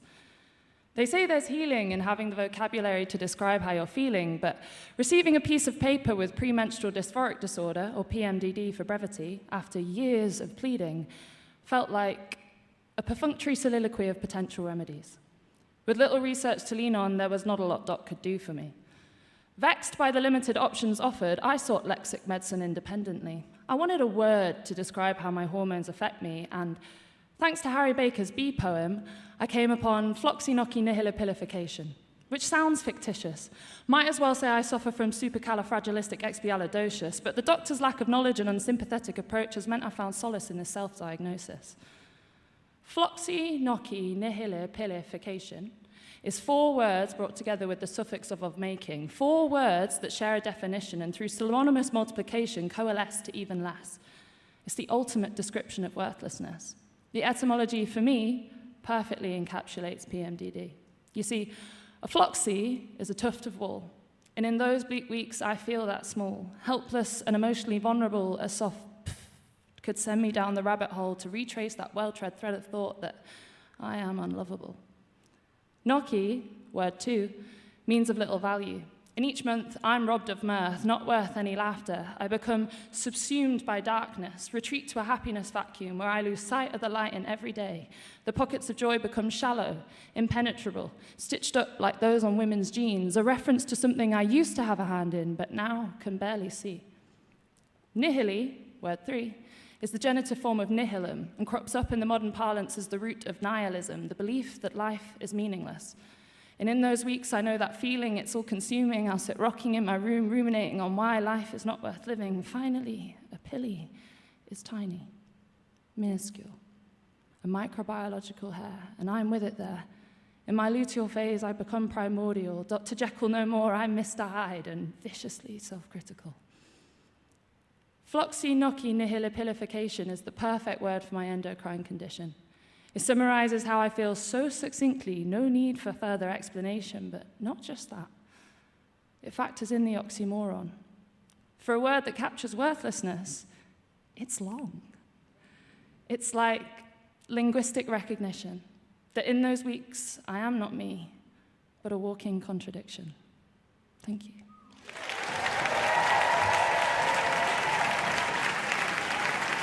Give it up to Biz Bond. And make some noise for our final poet tonight.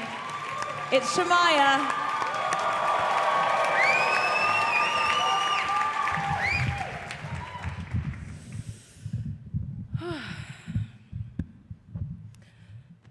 I didn't do this earlier, but I am a young black woman with red twists and a white top.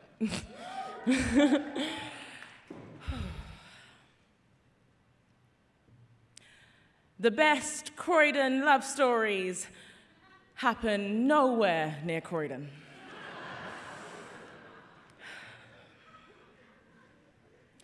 His name was Warren, street name W2 Trappy. He asked me if I wanted to go to London, and I said, sure, ditched my stuff, and off we went. He became a central part of my life. We used TFL like our bank accounts wouldn't be ashamed of us the next morning. We'd just circle around London, visiting every district, padding towards a dream I had for us, lying under a shepherd's bush, waiting for the red sky to warm me or to let me know I could kiss this man on the Victoria line. But do you remember Tottenham Court Road? Hiding in the warmth of the station, hiding behind intoxication, not to be tooting my own horn, but you asked me, do you want to taste my cock? Foster's, I think you meant to say, but anyway. We kissed like you were Spider-Man and I was MJ. Something you said you'd never forget, and nor would I. Do you remember how everything used to be? When you said, Shamaya, you look beautiful to me. I captured that moment like a photo in my memory. If I had 7 sisters, I would laugh at them with glee. We'd just walk for hours, smiling like we've been hit with Cupid's arrow, using all our pearly whites.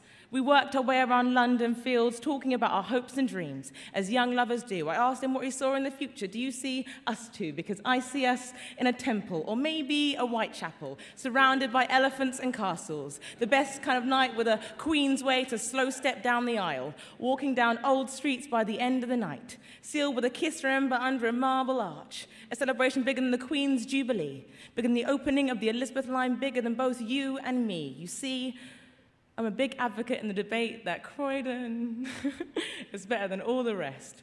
I used to say everything was better in my ends, but then it all went down south, and you left me to roam green parks by myself. He pulls my heart from my chest like a saint, and he throws it into terminal abyss, somewhere far like Chesham or Canada's water, with a whopping New Cross gate locked firmly around it and a hole born straight to the middle, because now I find I'm walking further and further away from healing. I just smoke till I'm high, bury the thought of missing you inside another shot glass, stay out late and stoned and act on whatever my broken heart decides she wants to do next, because everything we used to have is faring done. Maybe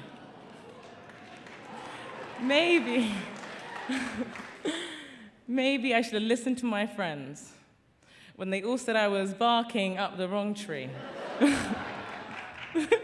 Because you straddled me and everything I had to offer on the edge where you knew I would fall. I was just something you wanted to kill, burn, and disregard. Such a fucking hack, knees on the floor for you consistently. You couldn't stand more of me, so you chose her instead. If I could, I'd probably give you more than her, just so you wouldn't leave again. But the tube stopped operating closer to home. You took the tram and I took the train, and like I was trying to say, we dispersed and went our separate ways. But I knew, even then, loving you would be a monument, which is why, even though you were as far as me from my destination during a tube strike, as far as a morning time crescent from the dead of night, as far as Uxbridge from Croydon, you will always, always, always, always be an angel to me. Thank you.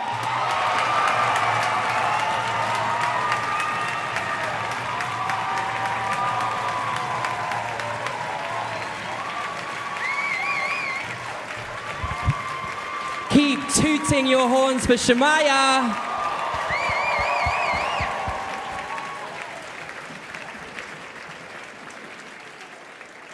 And that is our final poet. of the Slam Vick. How are we doing, audience? How good were they? What a night. Let's hear it for all of the poetry slammers that you heard tonight. Toby, I'm overwhelmed. That was incredible. Now, while the judges' scores are counted, it is my very important job to tell you, everyone who's been watching and enjoying tonight, that the audience vote is now open. That's what they were on the X Factor. They're like, vroom, it's open. So you can cast your votes for the person that you enjoyed the most, whose words, I don't know, resonated for you, made you feel something, who you won't forget when you walk away from the Roundhouse this evening. There are QR codes on your tables. They should be all around the room. And for audiences at home, there is a link that you can click on your screens right now. So scan that code, click that link, and cast your vote. Absolutely. And we're going to give you a reminder of the names of the poets on stage in case you need it. Would that be helpful? Yeah, okay, great. So I'm going to say their names, and they are going to stand up and take the bow that they well and truly deserve, each of them, and we're going to give them loads of love, and then they're going to sit back down, and we're going to do that relatively quickly, if that's okay. Okay, brilliant. So make some noise for Thomas Kanechi.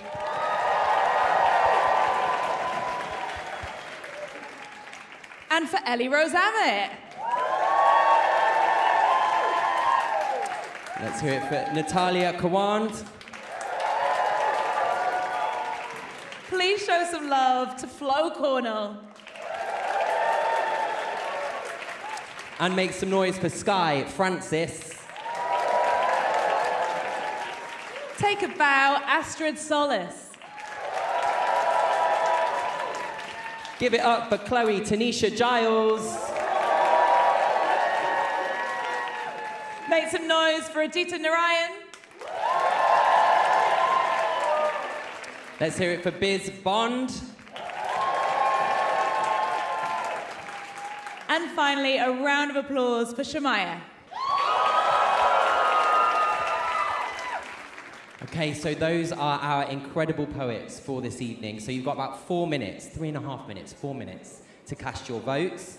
Whilst you're casting your votes online, we'd love you to post about tonight on social media, and please give a follow to the Roundhouse, to the judges, to Vick and me, and most importantly, to our amazing poets on stage. I know in this couple of minutes you'll be keen to confer, to maybe have a little chat while you're casting your votes, see where your heads are at. But I'm going to ask you to focus your attention on the stage for one final special performance. Yes. It's you. It's me. It's me.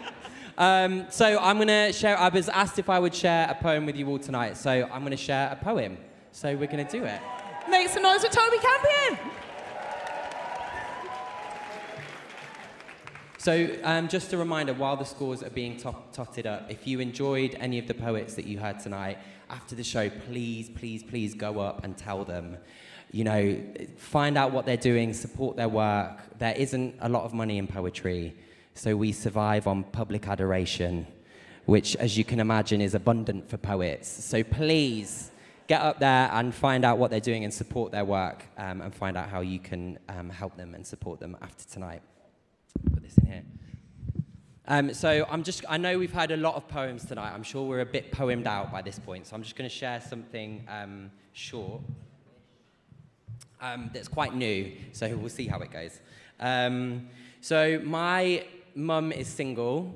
Shout out to any single parents in the house. Yes. And it's hard, isn't it? It's difficult.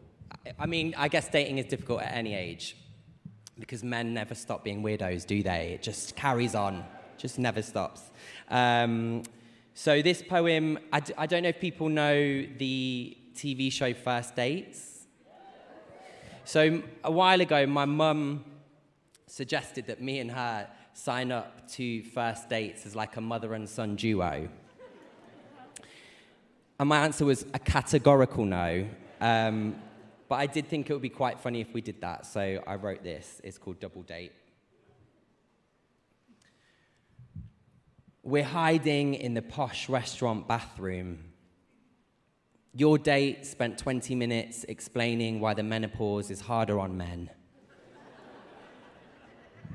Mine invited someone from Grindr to join us for cocktails. You in the peach sundress you've had since I was little. Me swigging sherry from the hip flask we snuck in your bra. We offer it to everyone else washing their hands. No one wants to go back out there. The obligatory shared tiramisu. Ugh. The what are you doing after this? Ugh. Men's egos are stickier than the no-tip button on the card machine. In the posh restaurant bathroom, someone orders a round of lemon martinis to the hand dryer. A calamari platter appears. We all exploit the expensive hand lotion. Back at our tables, our dates check their titanium watches, sniff at their sweat patches. Us unlatching the sash window, flopping onto the dustbin lid in the alleyway one by one. A lineup of well-moisturized burglars skipping backwards into the city. Thank you.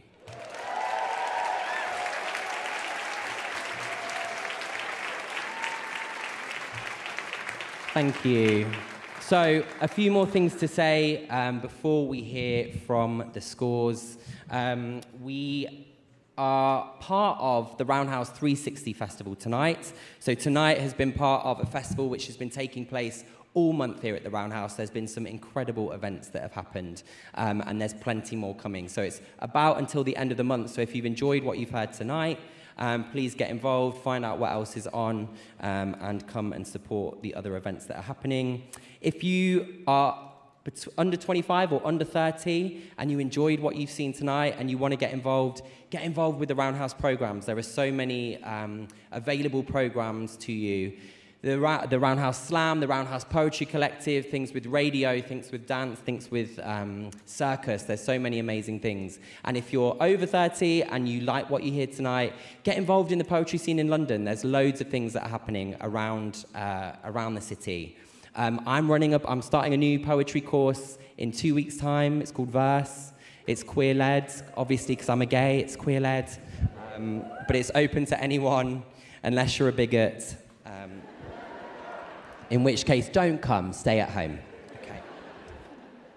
This has got such a whole of inspiration, creativity, and that's what this festival is about. It's a celebration. So thanks for celebrating with us. Also, can we hear it one more time for Toby? I would come on the date with your mum. Yeah. If there are any eligible bachelors, speak to me afterwards, because we need to get on a good date. Okay. Now, I believe that scores have all been checked and verified. And before we hand over to Marcus to announce the results, I just want to share a maxim that is issued at slams all over the world. And it's that the points are not the point. The point is the poetry. As Toby said, slams are a means for people to come together, to see and to hear poetry and celebrate amazing writers and performers like we have this evening. And it's worked, because look at you all. You're all here. This is the best-selling Roundhouse Slam yet. Woo! So thank you. Thank you, each and every one of you, for being a part of it tonight. We appreciate it so, so much. But right now, without further ado, please welcome to the stage the man with the results. It is the Roundhouse's artistic director and CEO, Marcus Davey.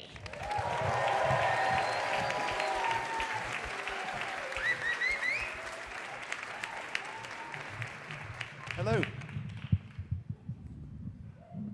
I'm a very tall man. I'm Marcus Davey, and I think I've just been introduced, but I didn't quite hear. Marcus Davey, I'm the Artistic Director and Chief Executive. I'm Toby in about 30 years' time, completely bald and tall white man, a bit older than Toby. Anyway, it's an amazing pleasure to see so many of you here tonight. Often we talk about the artists on the stage, and tonight we've had some extraordinary artists in the audience. I'm just looking over there. There's Lolita Chakrabarti, and we've had, there's Inua Ellams, there's Marina Abramovic has been here, Anthony Gormley, and many others have just been in the audience watching you. and they've loved watching you. So thank you so much. A round of applause to these incredible people. But this is really important. This is really important. We have Minister of State here, we have the leadership of the Arts Council, we have representatives from Camden Council, from the media, and so many others, because they know that this is the place where they hear exceptional new voices. Isn't that amazing that these people want to come and they come again, and a fantastic big audience? I've got a few thanks to make. I'll add the bit where I put some glasses on. So excuse me for 1 second. I can't quite believe it is the 20th anniversary, well, 20th Slam. And that's incredible because when it first started, it was very small. And it has grown and it's grown and it's grown. And it's grown because of the support that many of you in here has given. You've nurtured it, you've developed it, whether you be a member of staff or a supporter or one of our donors or the Arts Council or whoever else it is. You make it that this platform, this stage where you've seen some of the world's greatest artists, gives us time and a place for emerging talent.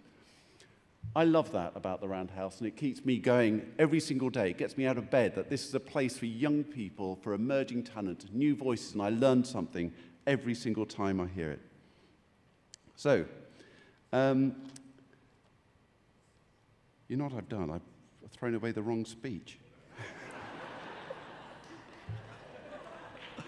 So, this is a bit of improvisation now. So I did one just before. So anyway, last night we had a brand new commission from Sonia Jabate and the Philharmonia Orchestra.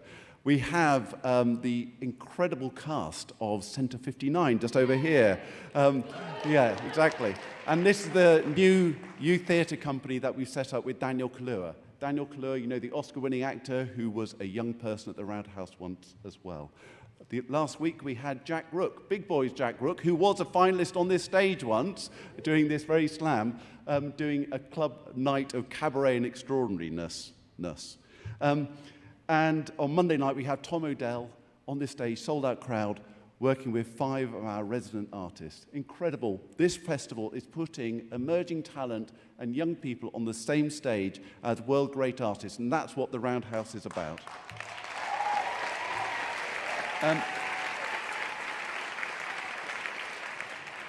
A huge thank you to Taylor Wessing. You've seen their name up here, who've really helped us to grow, develop, be an amazing partner, to be a national slam with 6 heats around the country, engaging young people from all over the country. I often think that we are this amazing world city, but it's rare that we hear regional voices on our stages. Why is that? It's crazy. I grew up in the north of England. Okay, I haven't got a northern accent, but I love the fact that when we hear regional voices on our stages in London, and it's so important that we're not just a place for the same voices, we are here as a stage for all voices. I want to thank the Arts Council England for being our biggest supporter throughout our many years. Please thank them. And to the wonderful Paul Hamlin Foundation, Paul Hamlin Studios downstairs, who've been incredible supporters as well. And now I want to talk about something that is deeply emotional to me and a number of you in here tonight. I want a big thanks to the Norman Trust, who were the founders of the Roundhouse. Well, I want to tell you a story. This place was a redundant building back in the early 90s, the mid-90s. And there's one man who wanted to change the lives of young people. He saw the building was redundant, and with the money he had made from his toy company, which made Polly Pocket, he bought the Roundhouse, and for a decade he worked day in, night out to rebuild and to create this amazing place that we're here. Not one of these voices, not one of you would have ever come here in the last nearly 20 years without Torquil Norman. Torquil Norman, I would have had the massive privilege of working with every single day for nearly 10 years and been a great friend ever since. It's wonderful to see his son Casper Norman, who's one of our founding trustees and a wonderful trustee, supporter and friend here tonight. You may be wondering why I'm talking about Torquil tonight. Well, we held his funeral yesterday. And all of you should be grateful to this amazing man because he transformed my life, and you may not know it, he transformed yours too. So this tonight is for our dear friend, our founder, Torquil Norman.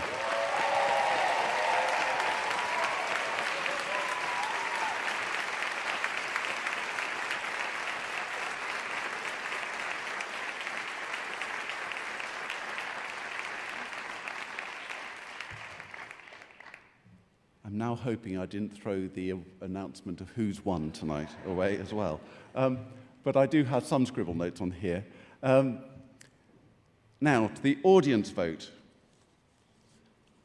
This has been really tough. I don't know how people have voted. I'm just opening this now. There's been about 3 people who know, you don't even know what the judges. These amazing judges. A round of applause for the judges. Incredible people.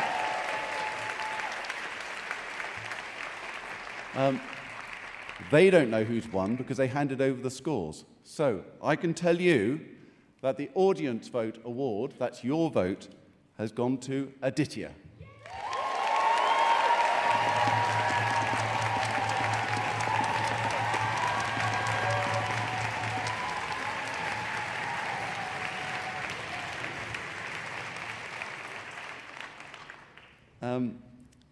That was popular, wasn't it? That was good. Congratulations.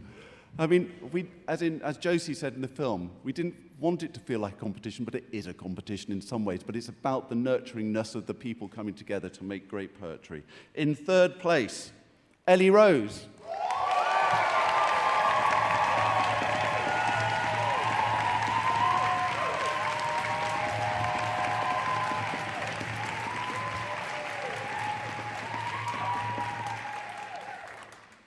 In a second, I'm going to invite Luke Callahan from Taylor Wessing to come and announce the winner.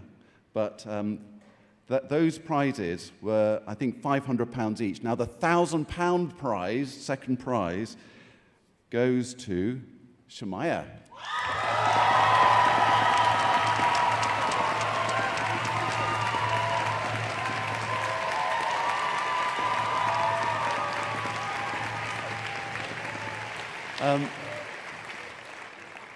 So, I am delighted to welcome our key partner for the Roundhouse Poetry Slam and many other things at the Roundhouse. Taylor Wessing have been an extraordinary partner and still remain, and I hope for many years to come will be a partner, because they support not only the Slam, but lots of our activity and our work with young people, mentoring and giving advice. Please welcome Luke Callahan, partner at Taylor Wessing, to announce the winner.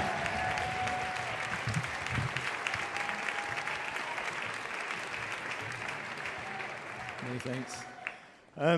So, on behalf of Taylor Wessing, as the principal partner of the Roundhouse and the Poetry Slam, I am delighted to announce that the Poetry Slam champion of 2025 is...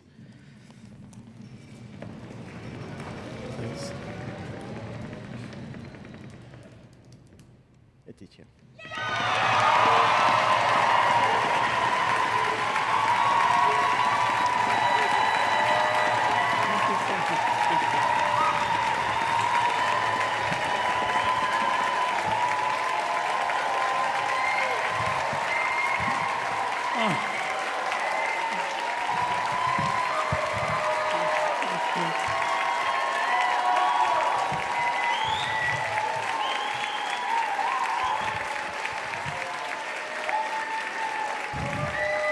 Thank you. You all have been absolutely beautiful. It was your reactions, your responses that carried my set. Thank you for being a lovely, lovely audience. And thank you to the judges. Goodness me, all of you, I'm really grateful. Also, I just want to say, this is not the first time I've done these 2 poems before. I have done them before, and I have, not won So I've been told, oh, you know, it's the exact same set. If you do it at another time, there will be a different result. So I just want to say, I truly, genuinely believe this, as much as it's cliche. We all have done amazing, and my heart is with all of the poets here. You all are fantastic. Thank you.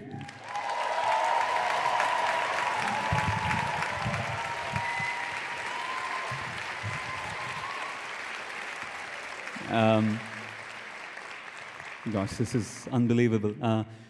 Thank you to Uma, my wife, who has been my pillar throughout this journey. I would not have been here without her. She's in the audience over there.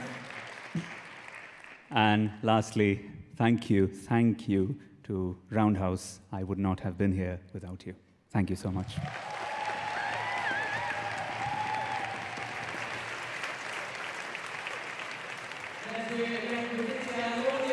To perform tonight.